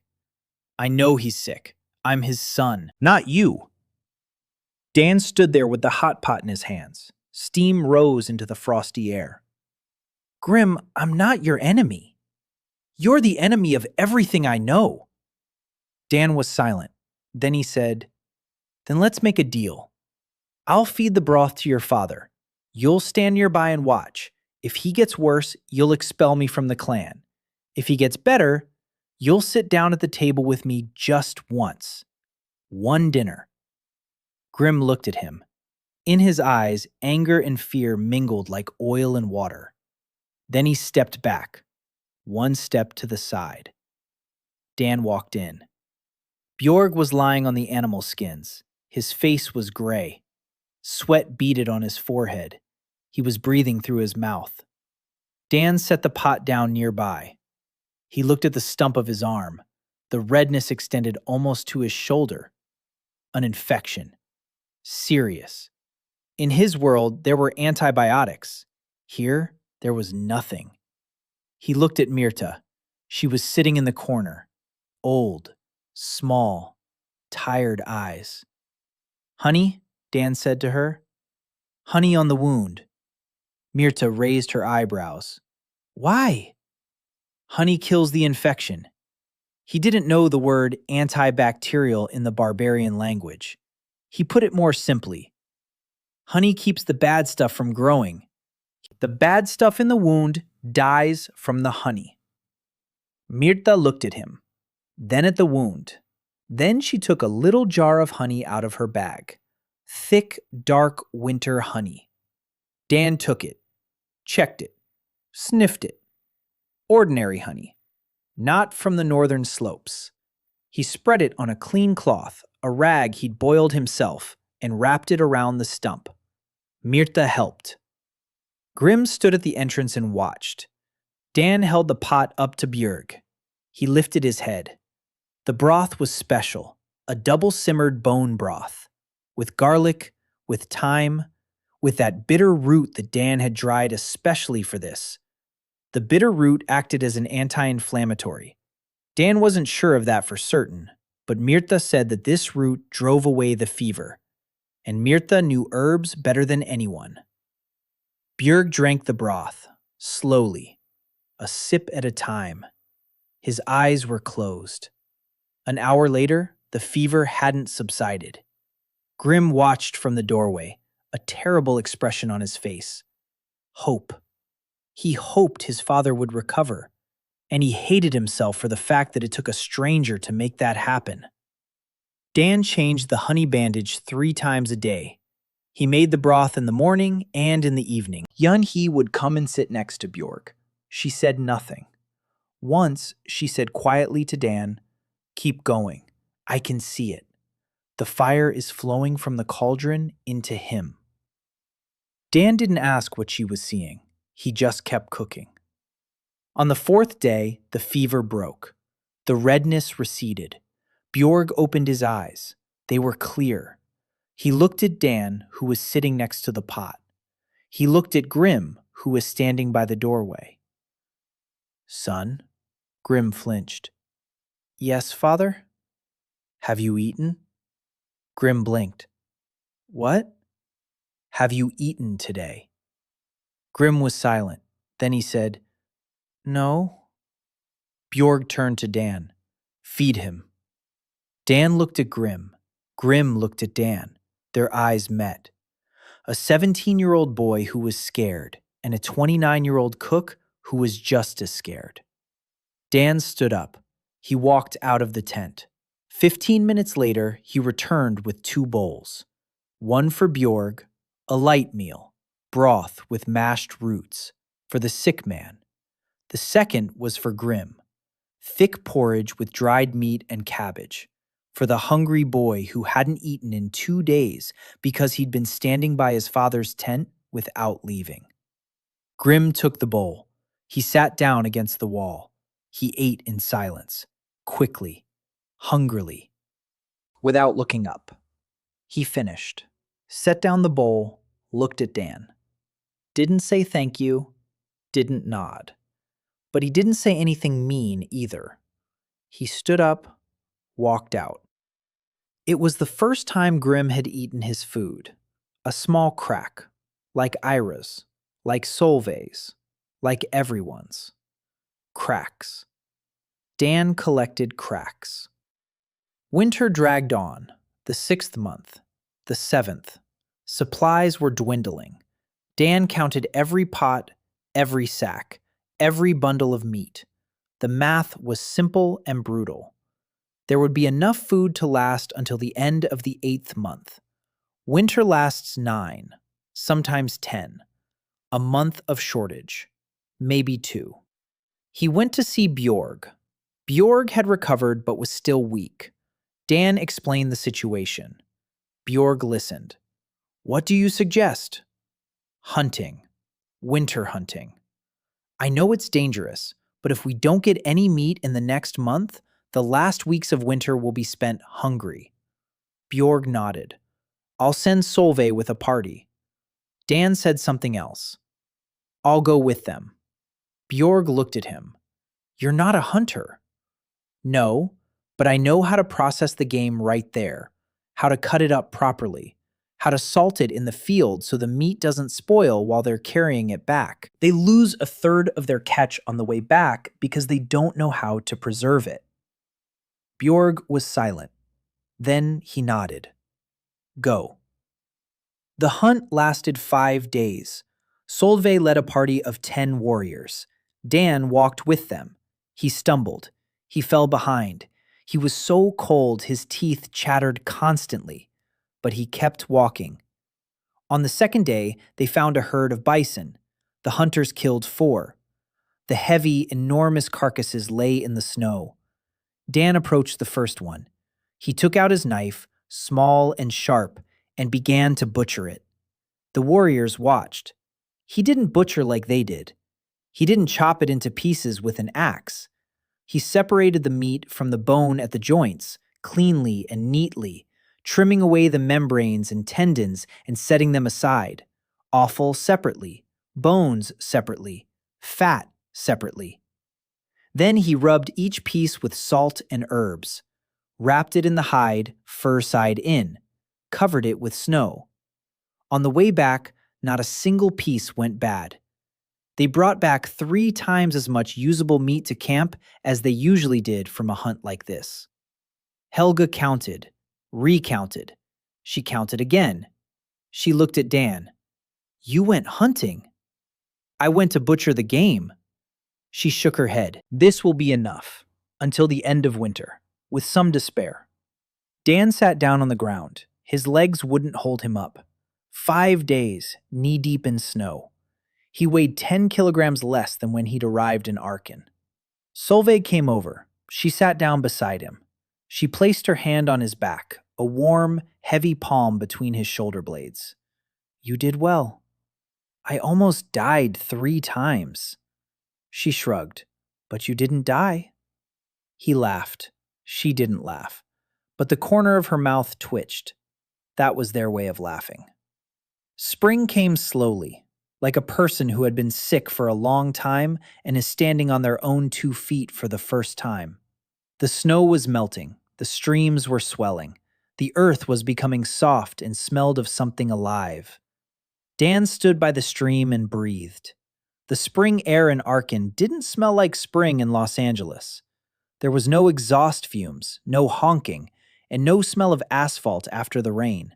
It smelled of earth and grass and something sweet from trees he didn't recognize. He had survived. The clan had survived. Everyone had survived. For the first time in many years, not a single child had died that winter from hunger or stomach illness. Helga told him this in the morning, quietly, in passing, as if it were no big deal. Not a single child. Dan, she looked at him. Not a single one. He nodded, turned away, walked to the stream, got down on his knees, and washed his face with icy water. Because if he hadn't washed his face, he would have started crying, and he wouldn't have been able to stop. 9 months. 9 months in this world. He'd lost weight. He'd gotten a tan. Calluses had formed on his hands from the knife and the stone. He no longer stumbled over tree roots. He spoke the barbarian language fluently, with an accent, but fluently. He knew every person in the clan by name, knew who ate what each person liked, what made each person sick. He was part of this world, and that thought both frightened and comforted him at the same time. In the spring, Dan started a project he'd been thinking about all winter: Salt of the Hearth. The idea was simple. Take salt, mix it with dried herbs, add mushroom powder, grind it until smooth. The result would be a mixture that turns any old stew into something decent, even the most uninspired, even the most hopeless. A spoonful of this mixture into a pot of water and tough meat, and an hour later, you've got a soup you can eat without choking. He worked on the recipe for 2 weeks. The proportions: salt, thyme, mushroom powder made from those wood-growing mushrooms that everyone thought were poisonous, dried wild garlic, that bitter berry, dried and ground, which added a touch of tartness, and the secret ingredient: smoked fat. A drop, just a tiny bit. He smoked the fat in birch bark wrappings, slowly, for a long time. The fat absorbed the scent of smoke and became something more than just fat. It became flavor. He ground the first batch of hearth salt between stones into a fine powder. He poured it into a leather pouch. He took it to Björg. Björg sniffed it. Then he tasted a pinch on his tongue. His eye widened. What is this? Salt with herbs and mushrooms. It can be stored for years. A spoonful in any pot, and the food tastes better. Björg stared at the pouch. Years. Years, Björg thought. Dan could see the cogs turning behind his single eye. Björg had lost his other eye in the same battle where he lost his arm. The chieftain was calculating. Not the food, not the taste. He was calculating like a strategist. Something that makes any food better, that keeps for years, that you can pour into a little bag and slip into your pocket. It's not food. It's power. It's what people will come for, to trade, to beg. It's currency. Björg looked at Dan. How much can you make? Dan did the math. Salt supplies, herb supplies, mushrooms need to be gathered and dried. 10 bags by summer, 20 by fall. Not enough, said Björg. 100. I need 100 by fall. Dan opened his mouth, closed it. 100 sacks, just for him. I need people. Take them. He turned to Ira. Ira. She nodded. She'd already done the math. Helga had brought 8 women. Dan showed each of them every step, gathering mushrooms, drying them, grinding, proportions, mixing. He didn't write the recipe down on paper. There was no paper. He carved it into flat stones, with simple drawings: a handful of salt, a pinch of herbs, half a handful of mushroom powder. The women learned quickly. Within a week, 5 of them were making fireplace salt without his supervision. Ira monitored the quality. She tasted every bag. Helga organized the logistics: harvesting, drying, storage. Dan watched all this and thought he'd opened a small workshop, artisanal production, in the barbaric steppe. Björg sent the first batch of hearth salt with a trade caravan to neighboring tribes, 5 sacks, as a gift. Not as merchandise, a gift. Dan asked why they weren't selling it. Björg looked at him as if he were a child. The first taste is free. Then they'll come on their own. Dan blinked. The chieftain of a barbarian clan had just formulated a drug dealer's marketing strategy. And it worked. A month later, envoys from 3 tribes arrived. They wanted Sol Ochaga. Björg traded a sack of salt for 2 bowls, a sack of salt for a bronze cauldron, a sack of salt for the rite of passage through the pass. The Grey Wolf clan was getting rich, not with swords, not with raids, with salt mixed with mushroom powder. Dan watched all this and shook his head. His grandmother made a spice blend for her neighbors in Koreatown, for free, in little jars with handwritten labels. And the neighbors came back again and again, not for the blend, for her smile, for her bowl of soup, for the way she'd say, "Try some, Dan. I've come up with a new recipe. I miss you, Halmoni, so much." Toward the end of the 9th month, a messenger arrived from the Iron Buffalo clan, a single man, unarmed, with a white ribbon on his spear, a sign of peace. Björg received him in the tent. Dan stood nearby. The messenger was young, about 20 years old, thin, hungry. His eyes darted about. He recited a memorized speech. Hagar, the bloody chief of the Iron Buffalo clan, offers peace. The terms.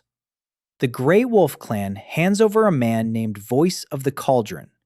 In return, Hagar will not attack for 3 winters. Silence. Björg said nothing. Dan was silent. The messenger was sweating. Björg asked, "What does Hagar want with Voice of the Cauldron?" The messenger hesitated. "He will cook for the great chief." Cook? Yes. Björg looked at Dan. Dan looked at Björg. Then at the messenger. "Tell Hagar that I will come to him. By myself, when I'm ready. And I'll cook for him. But not as a prisoner, as a guest." The messenger stared at him, his mouth agape. Björg looked at Dan. "You want to go to Hagar?"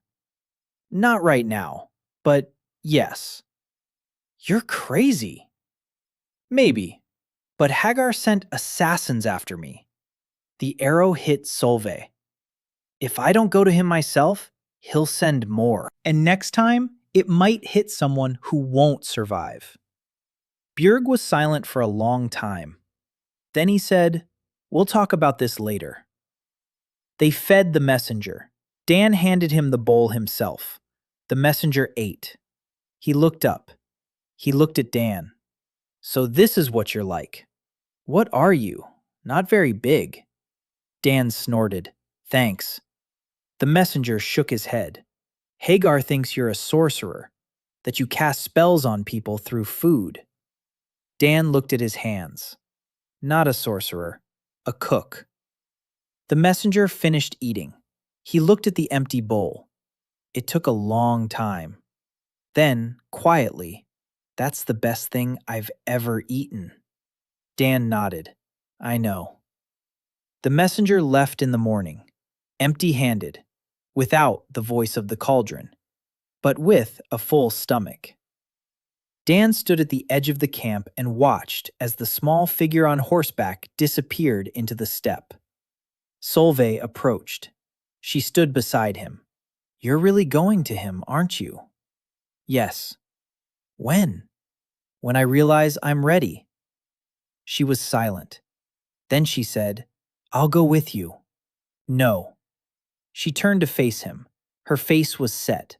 Her eyes were burning. "No. If I go alone, He'll see that I'm not afraid. If I go with an escort, he'll see weakness. I'll go alone, with the cauldron. She looked at him. You're the most stubborn person I've ever met. You haven't met my grandmother. She didn't laugh, but her hand rested on his shoulder. Heavy, warm, alive. They stood at the edge of the camp and looked out across the steppe. Somewhere out there, Hagar the Bloody sat in his camp. Somewhere out there, the fallen were descending from the north. Somewhere out there were the answers to the questions Dan was afraid to ask. But that was for later. Right now, he had to cook dinner. Dinner wouldn't wait. A year. Exactly a year since that night when he opened his eyes and saw unfamiliar stars. Dan didn't celebrate. Ira celebrated for him. She came in the morning. She set a bowl in front of him. The bowl contained porridge, his recipe, made with broth, with root vegetables, with cabbage, with mushroom powder, prepared from start to finish by her alone. He tasted it. He closed his eyes. The porridge was good. Not just good, just right. The proportions were exact. The salt was perfect. The broth was clear. But most importantly, there was something in it that hadn't been there before. Warmth. Not temperature. Real warmth. The very same warmth that Yunhee had seen as a golden light. Ira had cooked with intention. For the first time in 2 years, she had cooked for him, specifically for him, on that particular morning, and you could feel it in every bite. He opened his eyes. She was standing there, waiting. Her face was stony, but her hands were fidgeting with the edge of her apron. She was nervous. For the first time in his memory, he said, Ira, this is the best porridge I've had in Archon. She blinked. Then she turned away, quickly. But he saw it. She smiled. For a second, maybe a second and a half. She smiled. For the first time in 2 years, in all the time he'd known her. The stone cracked. Not a crack, a fault line. Dan sat there with the bowl in his hands and felt his heart doing something strange. It didn't hurt. It wasn't pounding. It was expanding, like dough rising with yeast, taking up more and more space in his chest. He finished his porridge, set the bowl down, and realized he'd fallen in love. Not just now, a long time ago, maybe from the day she first cut the roots crosswise and crookedly, maybe even earlier. He didn't know. But now he knew for sure. It was untimely, it was awkward, it was wonderful. He stood up, he walked over to her. She was standing with her back to him. Her back was straight, stiff. He reached out, placed his hand on her shoulder. She froze. She didn't pull away. She didn't turn around. She just froze. His hand on her shoulder. A second, 2, 3. Then he took his hand away. He said, Let's go. Work's waiting. She nodded. They walked toward the campfires, side by side, shoulder to shoulder, without touching. But the distance between them had changed. It was a whole world smaller. He knew he wouldn't tell her. Not now, not anytime soon. Maybe never. Because there's Solveig, who took the arrow for him, and who comes to his campfire every evening and sits beside him and says nothing. And that's her way of loving him. Because there is Helga, who looks at him the way she hasn't looked at anyone in a long time. Because there is Yunhee, who is slowly blossoming beside him, like a flower that had forgotten how to grow. Because a cook's heart has room for more than one person. And that's not a weakness. It's his gift. And his curse. But more on that later. It had been a year.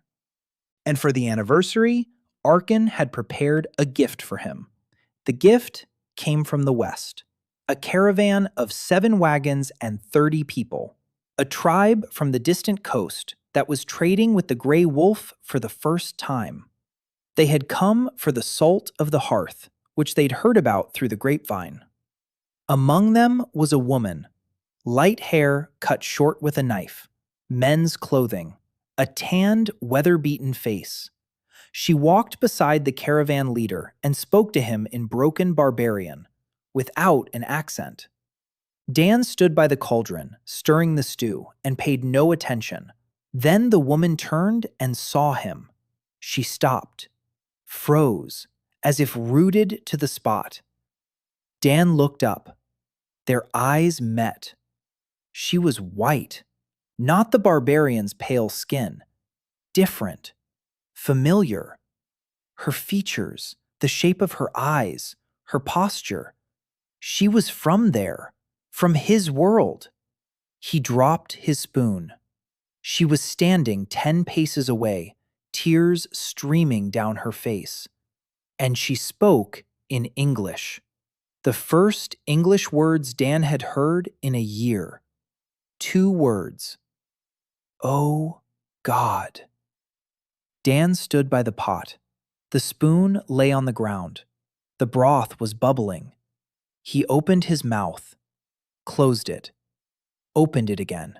He spoke in English, his voice hoarse and broken. Hello. She laughed and cried at the same time. She walked toward him, quickly, stopped a step away, looked at him, touched his face with her hands, like a blind person, like someone who doesn't believe their eyes and checks with their fingers. You're real. Yes. You're from there. Yes. Where? Los Angeles. She laughed again, a tearful laugh. San Francisco! He looked at her. She looked at him. 2 people from another world standing in the middle of a barbarian camp by a pot of broth. Her name was Ashley Morgan. Ash, 27 years old, an anthropologist. She ended up in Archon a year and a half ago, 6 months before Dan. She fell through, literally. She was walking across the Golden Gate Bridge, and the bridge just ended. There wasn't water beneath her feet. There was the step. She survived because she was smart. Very smart. She didn't know how to cook. She didn't know how to fight, but she knew how to think, and speak, and listen. She ended up with a tribe on the far western coast, a small fishing tribe. She taught them 2 things, how to count and how to write. She invented a notching system for them that allowed them to keep track of their supplies. Before her, they didn't know how much fish they had. After she taught them, they knew, and they stopped going hungry in the winter because they knew when to stop fishing and start stockpiling. The chief made her his advisor. She became the one who knows words. The 2 of them sat by the campfire. It was night. The camp was asleep. Dan was cooking her a burger, not a real one, as close as possible. Finely minced meat with salt and garlic, shaped into a patty, seared on a flat stone, served on a flatbread instead of a bun, with mushroom ketchup that he'd invented last week from boiled berries and mushroom powder simmered down to a thick consistency. Not ketchup, but it was similar. Ash looked at this creation, then at Dan. Then she picked it up, took a bite, chewed. A whole storm swept across her face. She chewed and cried and laughed and chewed. Finished it, looked at him. You realize I'm never letting you go now. He smiled. They talked all night, in English, quietly, like conspirators. She told him everything. A year and a half of loneliness among people she'd come to love, but who couldn't understand her jokes. A year and a half without coffee, without the internet, without music, without books, without a single person who knew what San Francisco was all about.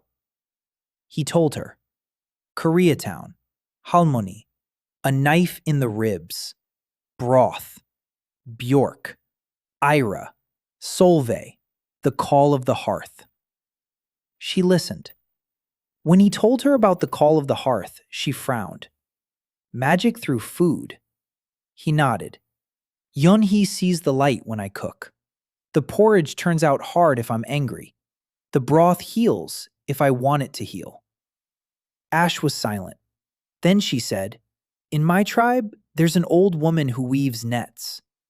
When she weaves, happy fish come. When she's sad, the nets break. They think it's superstition. Maybe not. Maybe it's the same thing.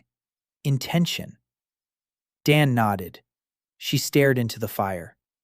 Here, they call her the one who boils tears. She raised her eyebrows. Because people cry when they eat my food. She snorted. I have the one who knows the words. We're both in the same boat. He laughed. She laughed. For the first time in a year, he laughed with someone who understood him completely. No translation, no explanations, without a chasm between worlds. In the morning, Ash approached him, serious, businesslike, her eyes dry. I'm staying, here, in Grey Wolf. My chief has let me go. I told him I'd found my person. Dan blinked. She raised her hand, not romantically, although she paused. Okay, maybe a little romantically, but mostly practically. You're a cook. I'm a diplomat. You feed people. I negotiate. Together, we can do what we can't do alone. He looked at her. She was right. He'd known it from the very first second. She became his right-hand woman. 3 days later, she already knew everyone in the camp by name. A week later, she was negotiating with a trade caravan on Björg's behalf. 2 weeks later, Björg told Dan that she who knows words was worth 5 warriors. Dan said 10. Björg grunted. Ira looked at Ash warily. Solveig looked on with curiosity. Yunhee watched with interest. Helga watched with approval. They all saw different things, but they all saw the same thing. Someone had appeared beside Dan who understood him completely, and that changed the situation for everyone. 1 year and 2 months. The union of the 5 cauldrons had become a reality. The 5 tribes had signed a pact, not with blood as was customary, but with salt. Each chieftain threw a handful of salt of the hearth into the common cauldron, and Dan cooked a stew from it, which he served to all 5. They ate from a single cauldron. They drank the same broth. And according to ancient law, this meant more than any blood oath. Björg, Askel the Lame from Foxford, the chief of Riverstone, an old woman named Torva who had 6 sons and not a single living husband. The chief of Red Deer, a young, hot-headed fellow named Ralph, who arrived at the feast a skeptic, but left with 3 pots of cabbage and a look of astonishment on his face. And the chief of Ash Mountain, a quiet, tall man named Nordek, who spoke exactly 4 words during the entire feast. Good food. Give me some more. Ash led the negotiations. She sat between the chiefs and translated not words, but intentions. When Torva said she didn't trust men, Ash replied that one shouldn't trust men, but rather the pot from which everyone eats. Torva looked at her for a long time. Then she nodded. Dan looked at Ash and thought she was a genius. Not a culinary genius, a human one. She read people not through food like he did, but through words, through pauses, through what was left unsaid. He fed them. She negotiated. Together, they accomplished what neither of them could do alone. After the union's feast, Björg summoned Dan to his quarters. He sat down across from him. He gave him a stern look. Hagar has declared you an enemy. Dan nodded. He knew. Messengers brought news every week. Hagar, the bloody chieftain of the Iron Bison, was gathering an army. Not for a raid, for war. Rumors said he had 6 clans at his disposal, 1,500 warriors, against the Union's 5 clans with 300.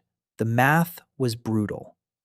Bjorg continued, and the Fallen are coming from the north. Dan knew that too. Yun-hee could sense them. She said the air from the north smelled wrong, like food without salt, like water without life. Empty. The Fallen had renounced the hearth. They ate their enemies' raw meat. Not because they didn't know how to cook, because they believed that fire weakened the flesh, that cooked meat was dead meat, that only raw blood gave strength. To them, Dan was not just an enemy, he was heresy. Bjorg said, "We have a year, maybe less. Hagar will strike from the south, the Fallen from the north. We're caught between them." Dan sat and listened. He's not a warrior, not a strategist, not a commander. He's a cook, but a cook who understood one simple thing. War isn't won by the one with the most swords. War is won by the one with the most allies. And the one who feeds others gains allies. "I'll go to Hagar," Dan said. Bjorg looked at him. "We've talked about this. I'm ready, alone, with a cauldron." Bjorg was silent for a long time. Voices from the camp could be heard through the tent wall. Children were laughing, dogs were barking, someone was tapping with a hammer. The usual sounds of an ordinary day. "What if you don't come back?" Bjorg asked. Dan nodded. "Ira knows all the recipes. Helga knows how to organize. Ash knows diplomacy. Yonhee knows the call. They'll manage." Bjorg looked at him. "Are you ready to die?" Dan thought. "No, but I'm ready to take the risk." Bjorg stood up. He walked over to Dan. He placed his only hand on Dan's shoulder. It felt heavy, like the whole world. "Come back. This isn't an order. It's a request." Dan nodded. He stepped out of the tent. Ira was waiting outside. She knew. From his face, from his gait, from the way he was breathing. When? Tomorrow. She nodded. Her face was stony. Then the stone cracked. Not a crack, a collapse. She stepped toward him. She embraced him. Tightly, silently. The first touch in a year besides their hands on the cutting stone. She smelled of smoke and time and salt. She smelled of home. This home. The new one. The only one. He hugged her back, held her. She was slender and strong, like a knife blade. She pulled away. She looked into his eyes, gray into green, or green into gray. He couldn't remember what color his own eyes were. "Come back." He nodded. She turned and walked away, back straight, steady stride. The stone was back in its place. But Dan knew. Inside, everything had come crashing down, just like it had for him. That evening, everyone came to see him, one by one. Solveig came first. She sat down beside him. She was silent for a minute. Then she said, "If he lays a hand on you, I'll bring every Grey Wolf warrior to his tent, and we'll burn it all down." Dan shook his head. "No." She clenched her teeth. "No, Solveig. If I don't come back, you don't attack. You unite against the Fallen. That's more important than me." She looked at him. Her eyes were burning. Then they went out. Not agreement, acceptance. She leaned down, kissed him on the forehead, stood up, left. Helga came in with a bowl. "Eat." She stood there watching him eat. Then she said, "I put everything you love in there, and a little bit of anger, so you'll remember that they're waiting for you." He finished eating. The meal was delicious and angry, just like Helga.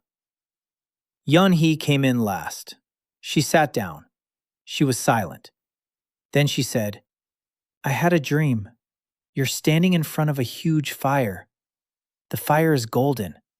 There are people around you, lots of people. You're holding a cauldron, and the fire rises up from the cauldron, all the way to the sky. Dan listened. Is that a good dream or a bad one? Yun-hee looked at him. I don't know, but it's beautiful. Ash didn't come in the evening. She came at night. After everyone had left, she brought a flask of something strong they brewed on the west coast from fermented berries. They drank, a sip each, in silence. Then Ash said in English, You know this is crazy. Yes? And you're going anyway. Yeah. She took a sip from the flask. You know, you're the most annoying person I've ever met. I hear that a lot. She laughed, quietly. Then, seriously. Dan, if you don't come back, I'll carry on. Everything you started. I don't know how to cook, but I know how to get people to cook. He looked at her. Thanks, Ash. She nodded, finished her sip, stood up, walked away. Dan sat alone by the dying campfire. Tomorrow he'd go to the man who wanted to take him in or kill him. With the cauldron. Alone. He must be terrified. And he was. But beneath the terror was something else. Quiet. Calm. He knew he had to do it. Just as he'd known he had to intervene that night at the laundromat. Some things you do not because you want to, but because if not you, then no one. The journey to Iron Bison Camp took 6 days. Dan walked the whole way, with a pot on his back, a bag of ingredients slung over his shoulder, a small knife on his belt. He walked across the steppe alone, and the steppe was vast, endless, grass up to his waist, the sky stretching from horizon to horizon. Not a tree, not a rock, not a soul. Just the wind, the grass, and him. On the second day, he got lost. No compass, no map, just the sun and the stars. He remembered what Solveig had said. Moss grows on the north side of rocks. In spring, the wind blows from the south. He found a rock, he found moss. He adjusted his course, he kept going. On the third day, he ran out of water. He found a stream by evening. He drank and couldn't stop. He filled his canteens, he kept going. At night, he lay on the ground and looked at the stars. Strange, enormous stars that over the course of a year had become almost his own. He thought of Harmony, about how she'd be sitting right now in her little apartment, watching Korean dramas and eating tangerines. And she wouldn't know that her grandson was lying on the ground in another world, heading toward his death for people he'd known for a year. Or maybe she would know. Myrta had said that the previous guardian had also come from another world, 300 years ago, a Chinese monk. If the guardians come from other worlds, that means someone is calling them, or something. And if something called Dan, then maybe that something knew that Dan had a grandmother who had spent her whole life teaching him to feed people. Maybe Harmony knew. Maybe she'd been preparing him his whole life, not to a restaurant, to this. The thought was too big. He pushed it back, closed the door. On the 5th day, he saw smoke, lots of smoke. The Iron Bison camp stood in a valley between the hills. Huge, hundreds of tents, thousands of people, herds of cattle. Smoke from dozens of campfires rose into the sky and hung over the camp like a cloud. Dan stood on the crest of the hill and looked down. His heart was pounding. His hands were sweating. The cauldron on his back weighed 1,000 tons. He took a step down. They spotted him 5 minutes later. Riders rode out to meet him, 4 of them, on heavy, shaggy horses, with spears. They surrounded him. One shouted at him, "Who are you?" Dan stopped. "The voice of the cauldron, the Grey Wolf clan. I've come to see Chief Hagar, alone, with the cauldron." The horsemen exchanged glances. They knew that name. The voice of the cauldron. The rumor had reached them here too. They searched him, took his knife. They left the cauldron alone. They led him to the camp. Iron Bison's camp was 3 times larger than Grey Wolf's. More people, more tents, more livestock. But Dan wasn't looking at the size. He was looking at the people. And he saw what he always saw. Children with gray skin, women with empty eyes, warriors who coughed and spat up blood. The same hunger, the same dirty water, the same diseases. More people meant more suffering, not less. They led him to the central tent. Huge, 10 times larger than Bjorg's tent. 2 warriors in full armor stood at the entrance. Their faces were stony. The flap was thrown back. Dan entered. Hagar the Bloody sat on a dais made of animal skins. Dan had expected a giant. Hagar was of average height, broad-shouldered, stocky, bald, with a thick black beard in which silver rings glinted. His eyes were brown, intelligent, calm, not the eyes of a madman, not the eyes of a tyrant, the eyes of a man who had long since made a decision and had no intention of changing it. 2 children sat beside him, a boy of about 10, a girl of about 6. The girl sat on his lap, playing with a bone figurine. Hagar stroked her head with one hand, the other rested on the handle of his axe. He looked at Dan for a long time, silently. Then he said, "So it's you." Dan stood there with a cauldron on his back and a sack slung over his shoulder, dirty after 6 days on the road, thin, unshaven, unremarkable. "It's me." Hagar tilted his head. "I sent my 4 best assassins after you. 3 came back. 1 was killed by a woman with a rock." Dan said nothing. Hagar continued. "I offered peace in exchange for you. Grey Wolf refused. And now you stand before me, alone, with a cauldron. Why?" Dan took the cauldron off his back, set it on the ground. "I came to feed you." Hagar looked at him. Then he laughed. Not an angry laugh, not a mocking one. The genuine laugh of a man who'd been surprised. The little girl on his lap lifted her head. She looked at Dan. She looked at her father. "He's funny," she said. Hagar stroked her head. "Yes, funny." He looked at Dan again. His eyes were serious. "You realize I could kill you right now?" "Yes." "And you came anyway?" "Yes." "Why?" "Because if you kill me, you'll lose your only chance to try my food." Hagar was silent. Then he nodded. "Cook." Dan cooked for 3 hours, in the center of Iron Bison's chalet. Hagar sat and watched. He didn't leave. He didn't look away. He watched every movement. How Dan washed his hands, how he cut the meat, how he stoked the fire, how he set up the pot, how he dropped the bones into cold water, how he waited. Hagar asked, "Why cold water?" "Because if you drop the bones into boiling water, the protein will coagulate and the broth will be cloudy. Cold water extracts everything slowly, cleanly." Hagar nodded. "Why do you skim the scum off the top?" "Because that's the bitterness and fat. If you leave it, the broth will be heavy, cloudy, unpleasant." Hagar listened. He asked questions. Every step, every movement. He wasn't just watching. He was learning. Dan realized this an hour later. Hagar didn't want a captive cook. Hagar wanted knowledge. He wanted to understand how it worked. Because Hagar wasn't a fool. He knew the cook would either die or run away.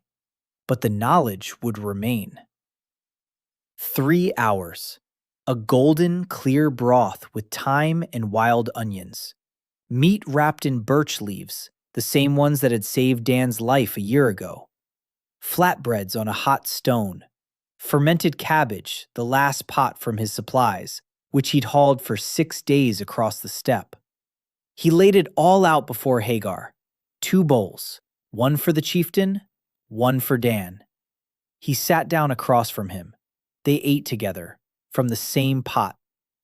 Hagar ate in silence, slowly, savoring each flavor separately. The broth, the meat, the flatbread, the cabbage. His expression didn't change. No tears, no smiles, nothing. He finished eating, set the bowl aside. He looked at Dan and spoke. They talked for 3 hours. Hagar spoke calmly, as if to an equal. He told Dan what Dan didn't know. Archon is dying. Not from war, from chaos. 12 clans and dozens of tribes have been tearing each other apart for hundreds of years. Livestock is dying. The land is being depleted. The forests are burning. Each generation is weaker than the last. Each winter is longer. Each raid is more senseless. Hagar said, I don't want to kill. I want to stop this. One clan, one chieftain, one law. Then the chaos will end. Then the children will stop dying. Then we can build. Dan listened. Then he said, You're right. Hagar raised his eyebrows. Chaos kills. You're right. But one chieftain isn't the answer. Because when you die, and you will die, because everyone dies, everything will fall apart. One person isn't a system. It's a crutch. Hagar was silent. Dan continued, I don't need just one chieftain. I need one pot, a shared one, from which everyone eats. Not because they're forced to, because they want to. Hagar looked at him. You're an idealist, Cook. Yes. Hagar was silent for a long time. Then he said, You're right about everything, Cook. But my path is shorter. Goodbye. Dan looked at him. You're letting me go? Hagar stood up. Yes. Why? Because you came alone, with a pot, and you fed me. To kill you after that would be to kill the only real thing I've seen in 10 years. Dan stood up. He picked up his pot. It was empty. He turned toward the exit. Hagar called after him. We'll meet again. On the battlefield. I hope not. Hagar was silent. So was I. Dan walked out of the tent. He made his way through Iron Bison's camp toward the exit. Thousands of eyes were on him. He walked, carrying the empty pot, and he thought that the most terrifying man in Archon had just eaten his broth and let him go, and that it hadn't changed a thing. And yet, it had changed everything. Dan returned 8 days later, alive, unharmed, with an empty pot and a clear head. Ira was the first to see him. She was standing at the edge of the camp, as if she'd been waiting all 14 days. She didn't run to him. She didn't scream. She just stood there. And when he approached, she looked at him and said, You've lost weight. I know. Eat. She handed him a bowl. He ate standing up at the edge of the camp. She stood beside him, watching him eat. And on her stony face was an expression he couldn't name. Not joy, not relief, something more. Something for which there is no word in the barbarian language, or in Korean, or in English. Maybe in the language of broth. Maybe. Then everyone came. Björg, Solveig, Grim, Helga with the children, Ash, Yeonhee. He told them everything. About Hagar, about the conversation, about the fact that there would be a war. Björg listened. He nodded. He wasn't surprised. War had been inevitable long before Dan. But now Dan understood the enemy, and that was worth more than 1,000 swords. Ash said, We need more allies. Dan nodded. 5 clans aren't enough. We need 10. We need 12. We need everyone. Björg shook his head. 12 will never come together. Dan looked at him. 300 years ago, they had gathered at the table of the last keeper. Björg was silent. Then he said, You're not the keeper. Yun He, who was sitting in the corner, said quietly, He is the keeper. Everyone looked at her. She rarely spoke. When she did, everyone listened. I see it every time he cooks. The fire responds. The light comes. The call has awakened. Silence. Bjorg looked at Yun He, then at Dan, then at his hands, his one remaining hand. All right, he said. Go ahead. The next 3 months were madness. Dan and Ash traveled from clan to clan, not with an army, with a cauldron, with sacks of hearth salt, with pots of cabbage. The two of them would arrive at a foreign clan's camp together. Ash would arrange a meeting with the chieftain. Dan would cook. The same thing every time. Bone broth, meat in wrappers, flatbreads, cabbage. And yet, it was different every time. Because Dan wasn't just cooking a meal. He was cooking for a specific chief on a specific evening. For the old chief of the White Owl clan, who had lost his wife last winter. Dan made the broth with honey, slightly sweet, warm, like a hug. The old man drank and said nothing. And he joined the alliance. For the young leader of the Red Fox clan, who had just inherited power from her father and whom no one trusted. Dan made spicy meat with bitter herbs and served it not to her, but to her warriors. And as the warriors ate in silence, he said, She's the one who brought me to you. It's her decision that you're eating like humans today. The warriors looked at their leader. She looked at Dan. She nodded. She agreed. For the leader of the Black Bear clan, who was famous for trusting no one, Dan didn't cook at all. He gave Ira the recipe, and Ira prepared the meal. Dan said to the chief, I didn't cook this. A woman from my clan whom I taught prepared it. If you join the alliance, I'll send her to you. She'll teach your women, and your clan will eat like this every day. Not just when the cook arrived, every single day. The chief looked at the bowl, then at Dan. Then he ate it. He joined the alliance. By the end of 3 months, the Cauldron Alliance had 11 clans, 11 of the 12 great ones. The 12th was the Iron Bison, 3,000 warriors, 10,000 people, and one cook who had traveled among them all with a cauldron and a sack of salt. He returned home to Grey Wolf Camp, completely exhausted. He hadn't slept properly in 3 months. He'd lost another 5 kilograms. His hands were shaking. Ira looked at him. She looked at his hands. She took them in hers, held them. Then she said, Lie down. I'll cook. He lay down. He slept for 16 hours. When he woke up, a bowl of porridge was standing next to him, warm, with honey, with those sour berries he loved. Ira was sitting across from him, waiting. He ate. She watched. He finished eating. He set the bowl down. He looked at her. Ira? Yes? The Battle of Black Ford took place at dawn. The Descended arrived sooner than expected. 500 warriors clad in black hides, silent, swift, their faces covered in dried blood. They did not shout. They did not beat their drums. They simply marched, like a wall, through the morning mist. The sentries sounded the alarm. The Kotla Union camp stretched along the river. 3,000 warriors from 11 clans. Bjorg commanded the center. Solveig led the archers on the left flank. Grim stood beside his father. A 17-year-old boy who had grown up in 2 years. Not in width, in depth. He no longer hated Dan. He didn't love him, but he had stopped hating him. Somewhere between his father's illness and that dinner Dan had brought him when he was standing by the tent, having gone without food for 2 days.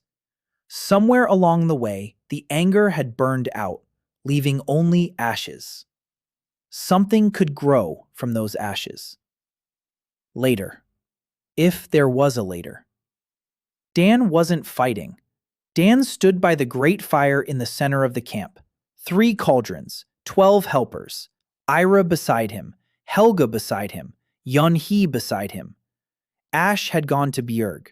She didn't know how to fight, but she knew how to count and organize. And in battle, that's more important than a sword.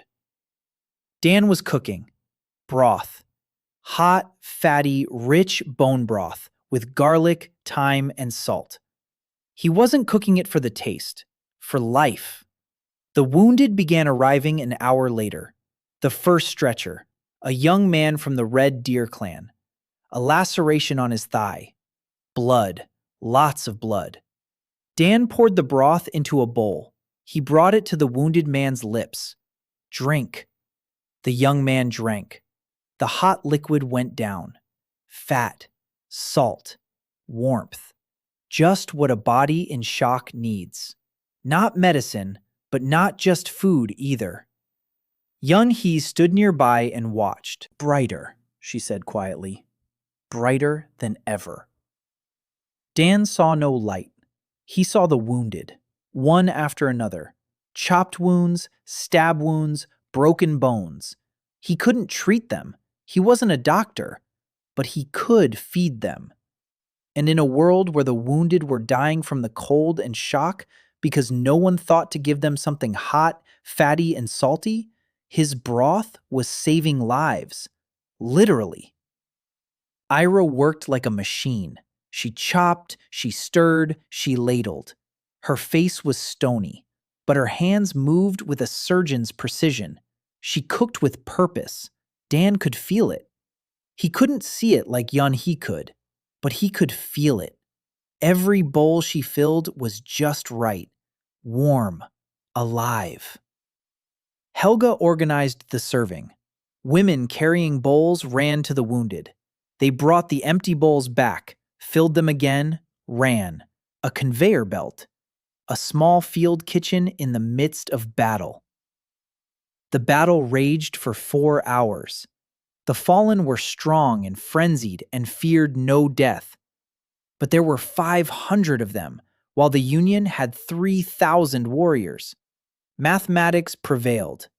By noon, the fallen had retreated, leaving hundreds of bodies on the field. The Union lost 80 warriors killed and 200 wounded. Of the 200 wounded, 9 died. 9 out of 200. Bjorg said that usually 60 die out of such a number. 70. 9. He looked at Dan, at the cauldrons, at the women with their bowls. Then he turned to the warriors. This man saved more lives today than any sword. From this day forward, his name is Keeper of the Cauldron. Silence. Then a sound. Fists against chests. 1, 2, 10, 100, 1,000, 3,000 fists against 3,000 chests. Thunder. Dan stood by the cauldron with a ladle in his hand, drenched in sweat, with a burn on his wrist from splashed broth. So exhausted that the world was spinning before his eyes. And 3,000 warriors were pounding their fists in his honor. He's no hero. He's a cook. But today, the cook saved more lives than a sword. Yun-hee approached him, quietly. She took his hand. Her palm was cold and small. You know what you did. I was cooking broth. No, you lit the hearth. Dan looked at her. She pointed to the pot. He looked. An ordinary pot, ordinary broth, an ordinary fire. No, not ordinary. He looked closer. Steam rose from the pot, straight up. Neither wind nor draft deflected it. And in that steam, maybe it was his imagination, maybe not, there was a hue. Golden, like dawn, like honey, like broth. A golden light in the steam rising from the pot. He blinked. The light vanished. Or perhaps it didn't. He wasn't sure anymore. Yun-hee squeezed his hand. You are the guardian. The world has chosen you. Dan stood there, holding the shaman girl's hand and staring at the steam rising from the broth. And he thought that 300 years ago, on this very ground, a Chinese monk named Liu had stood, and he had seen the same thing. And a year later, he was killed with honey. After the battle, Dan learned two things. First, among the wounded was Bryn, a tall, pale woman with a cold beauty, a spy for Hagar. She had come to the Union camp 2 weeks before the battle, posing as a fugitive. Bjorg didn't believe her. Dan did. Or rather, he figured out who she was on the third day, by the way she moved, the way she looked, the way she ate, or rather, the way she didn't eat. She didn't eat anything, not once. She'd take the bowl, bring it to her mouth, but she wouldn't swallow. She'd pour it out when no one was looking. Dan saw her. He didn't tell anyone. He just kept setting the bowl in front of her, every day, silently, without asking questions. On the 5th day, she drank some broth, 1 sip. On the 10th day, she ate some porridge, half of it. On the 14th day, in battle, she fought on the side of the Union, against the fallen. She was struck in the side by a spear. Dan found her among the wounded. He bandaged her. He brought her broth. She lay there and looked at him. Then she said quietly, "Hagar sent me to kill you." Dan nodded. "I know, since the 3rd day." She closed her eyes. "And you fed me anyway." "Yes." "Why?" "Because you're hungry." She opened her eyes. There was something in them that he'd seen before. In Ira, in Solveig, in Yunhee, in every person he'd truly fed. Recognition. Someone sees me. Someone feeds me. Not for a reason. Just because. She said, "He's not evil, Hagar. He just doesn't know any other way." Dan nodded. "I know. I ate with him." She looked at him. Then she said, "Finish it. It'll get cold." He looked at the bowl she held out to him, his own broth. She was giving him his own food. It was funny. And that was all. The second thing he learned. Myrta had died. Quietly. In her sleep. During the battle. While everyone was fighting and Dan was cooking. The old healer lay down on her skins and didn't wake up. Dan sat next to her body. Small, thin, light as a bird. She smelled of herbs, just as Harmony smelled of gochujang. He covered her with a skin, placed a bunch of thyme beside her, and a bowl of broth. Full. Hot. For the road. 2 years. The Great Feast of the Union. For the first time in 300 years, the 12 clans sat at the same table. Not 11. 12. Hagar had come. He didn't come with an army. He came with 30 people. Warriors, wives, children. That 6-year-old girl who had been sitting on his lap while Dan was cooking broth for him. Now she was 8. She had grown up. Hagar entered the Union camp, and the warriors reached for their weapons. Bjorg raised his hand. Halt. Hagar stopped in front of Bjorg. 2 chiefs, 2 enemies, 10 years of hatred. Hagar said, "I have come to eat, not to fight." Bjorg looked at him for a long time. Then he turned to Dan. Dan was standing by the great hearth, a massive bonfire in the center of the camp. 3 cauldrons, 10 helpers, Ira, Helga, Yunhee, Ash, Bryn, 5 women who had become his family, his clan within a clan. Dan looked at Hagar. Hagar looked at Dan. He nodded. Once. Dan nodded back. "Sit down." Hagar sat down.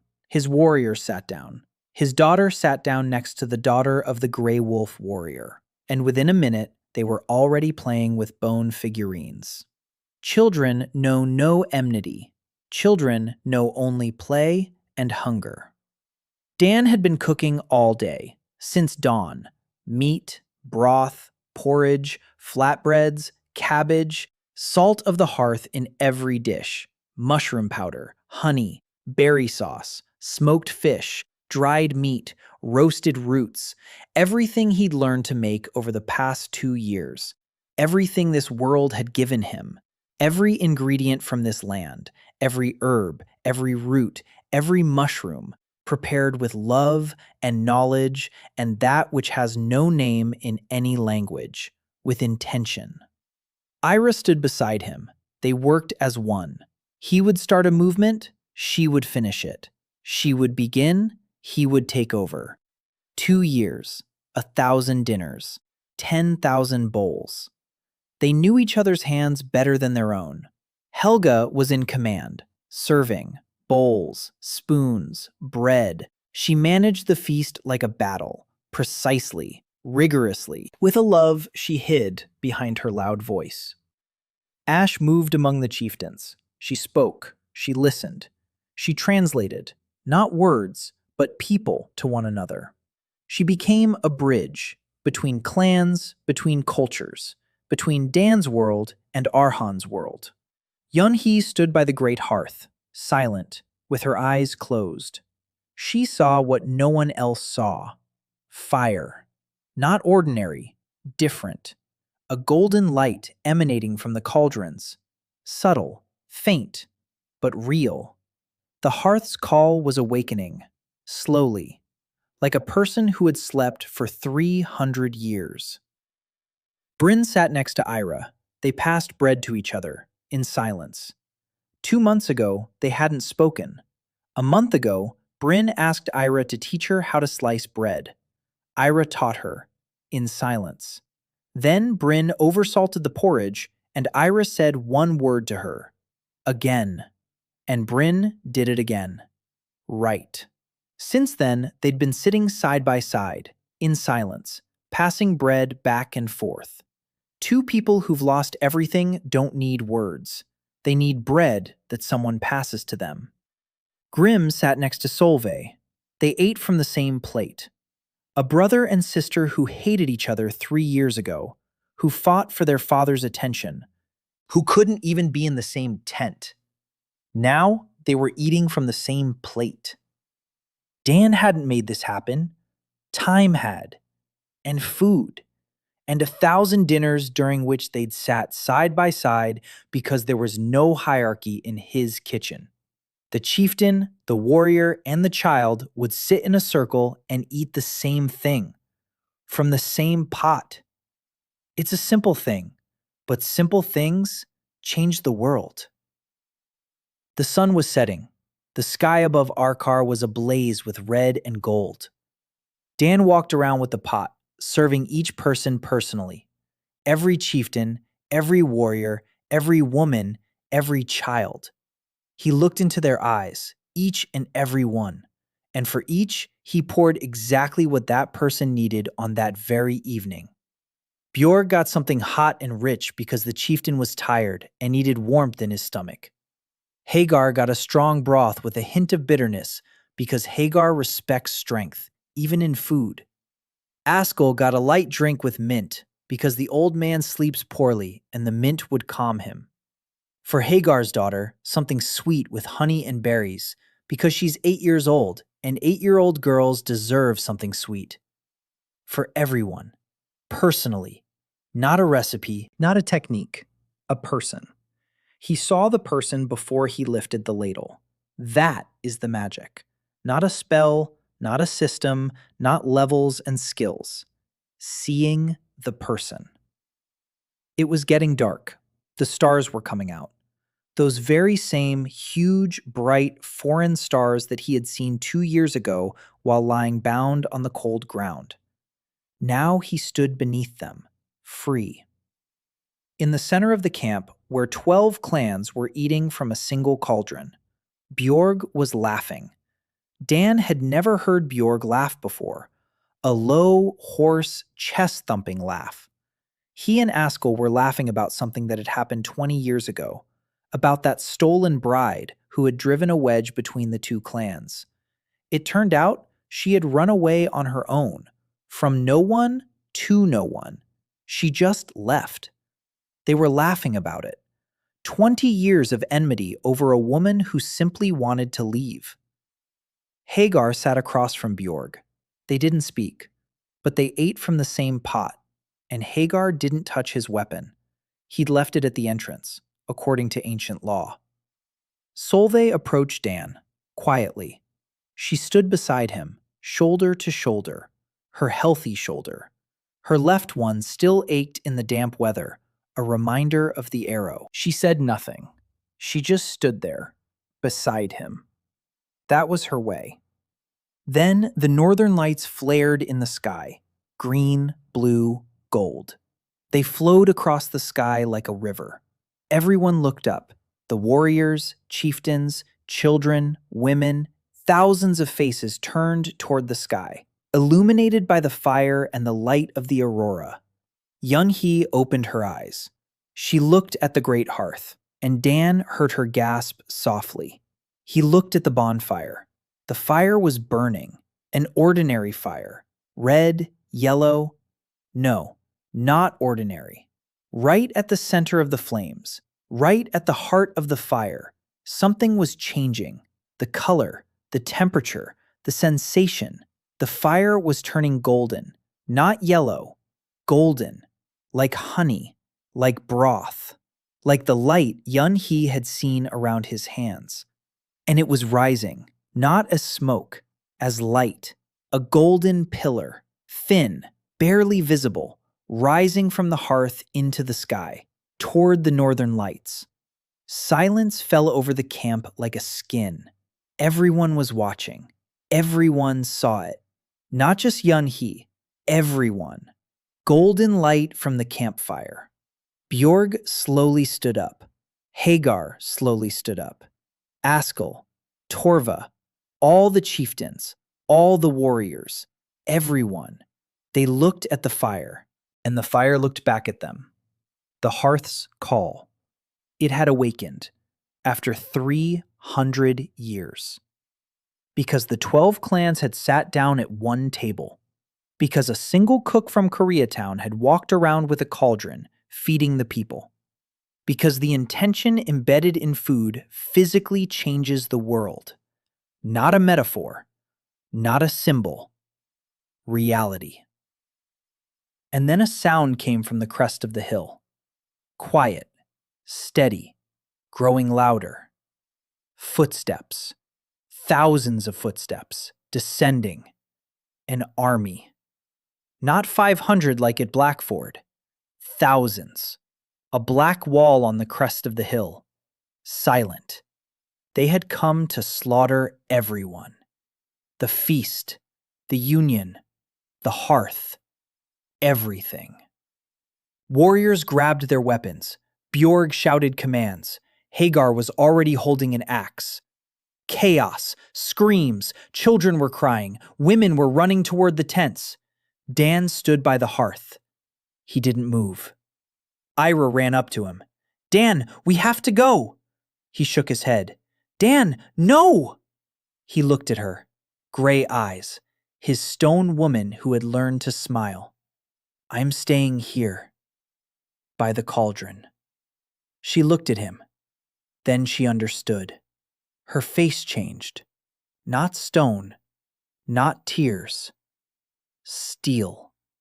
She nodded, turned toward the fires, tossed some wood on. The golden fire flared brighter. Dan picked up a ladle, scooped from the cauldron, and walked to the edge of the camp, to where the black wall of the fallen was descending from the hill. Thousands of people in black hides, their faces covered in blood, were marching silently toward the camp where, just moments ago, the 12 clans had eaten from a single cauldron for the first time in 300 years. Bjorg shouted at him, "Stop!"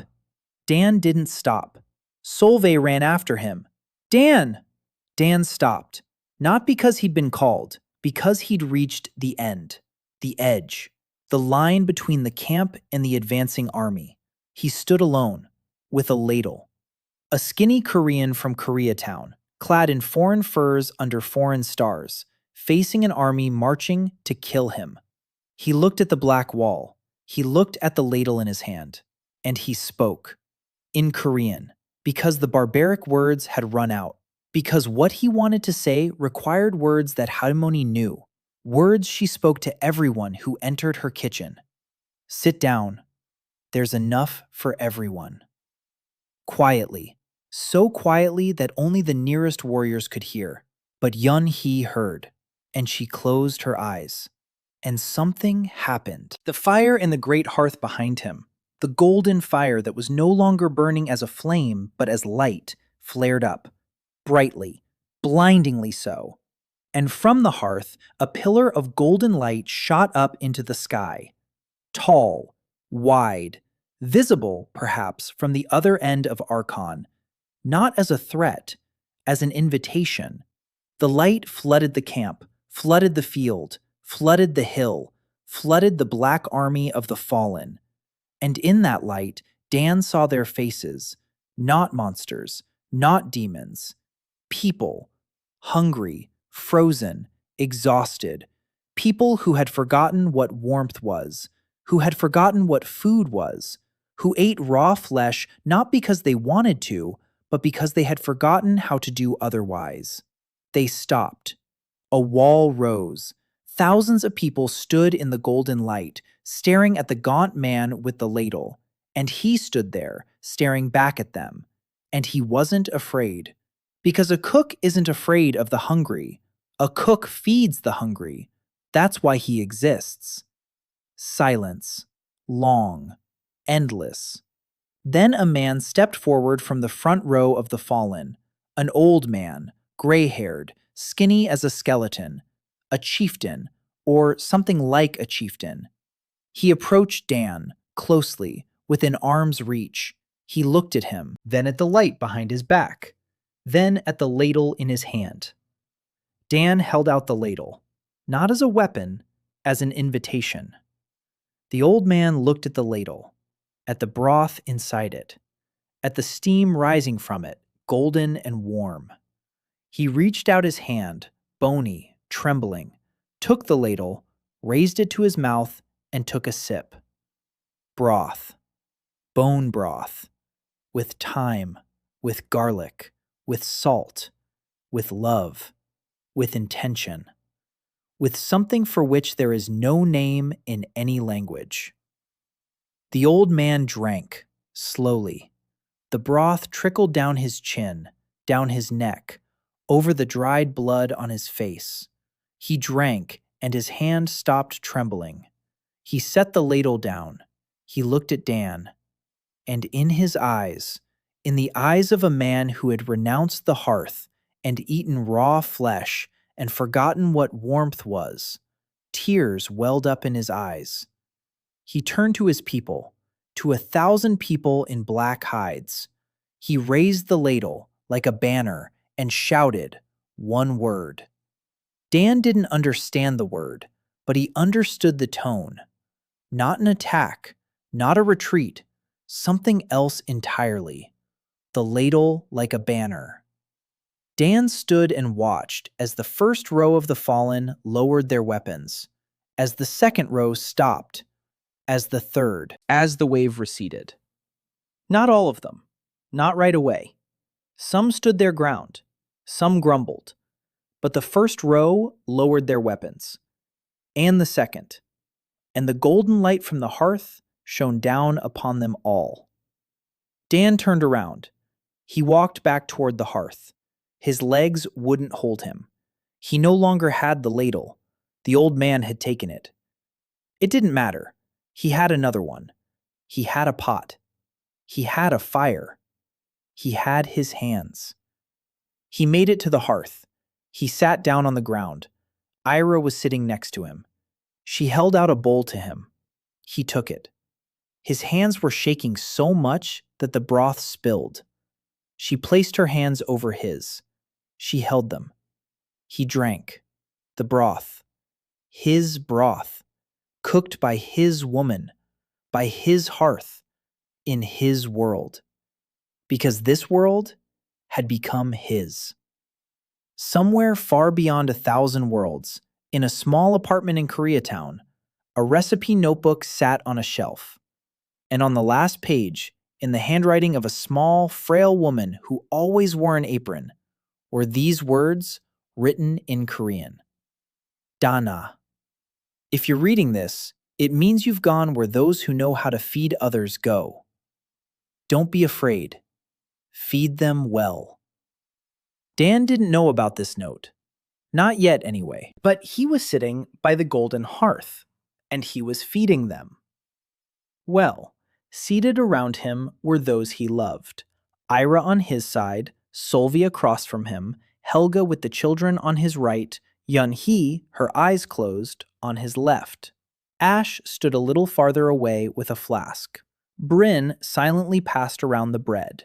Grim sat next to his father and ate, silently, from the bowl Dan had given him. Bjorg laughed. Hagar sat by the fire and watched the flames, golden, warm, alive. Askel slept leaning against a log, a bowl on his lap. The old man from the Descended sat at the edge of the circle. He held a ladle. He drank broth from the bowl Helga had given him. And he wept. The fire burned. Golden light streamed into the sky, not as a threat, as an invitation, like the smell of broth wafting from the kitchen, beckoning you. Come in. Sit down. Eat. You're home. Dan So, 29 years old, a chef from Los Angeles, keeper of the cauldron. He sat by the hearth in a world that had finally begun to eat like human beings. Not because he was a hero, not because he possessed magic, because he did a simple thing. He fed people. For real. And because of that, the world slowly, reluctantly, creaking, began to thaw. He lifted the bowl, finished the broth, set it down on the ground, looked at Ira. She was looking at him and smiling. Not for a second, not for a second and a half. For real. The stone was gone. There was a person, alive, warm. Him. He smiled back and picked up the pot because dinner wasn't over yet, and he had enough for everyone.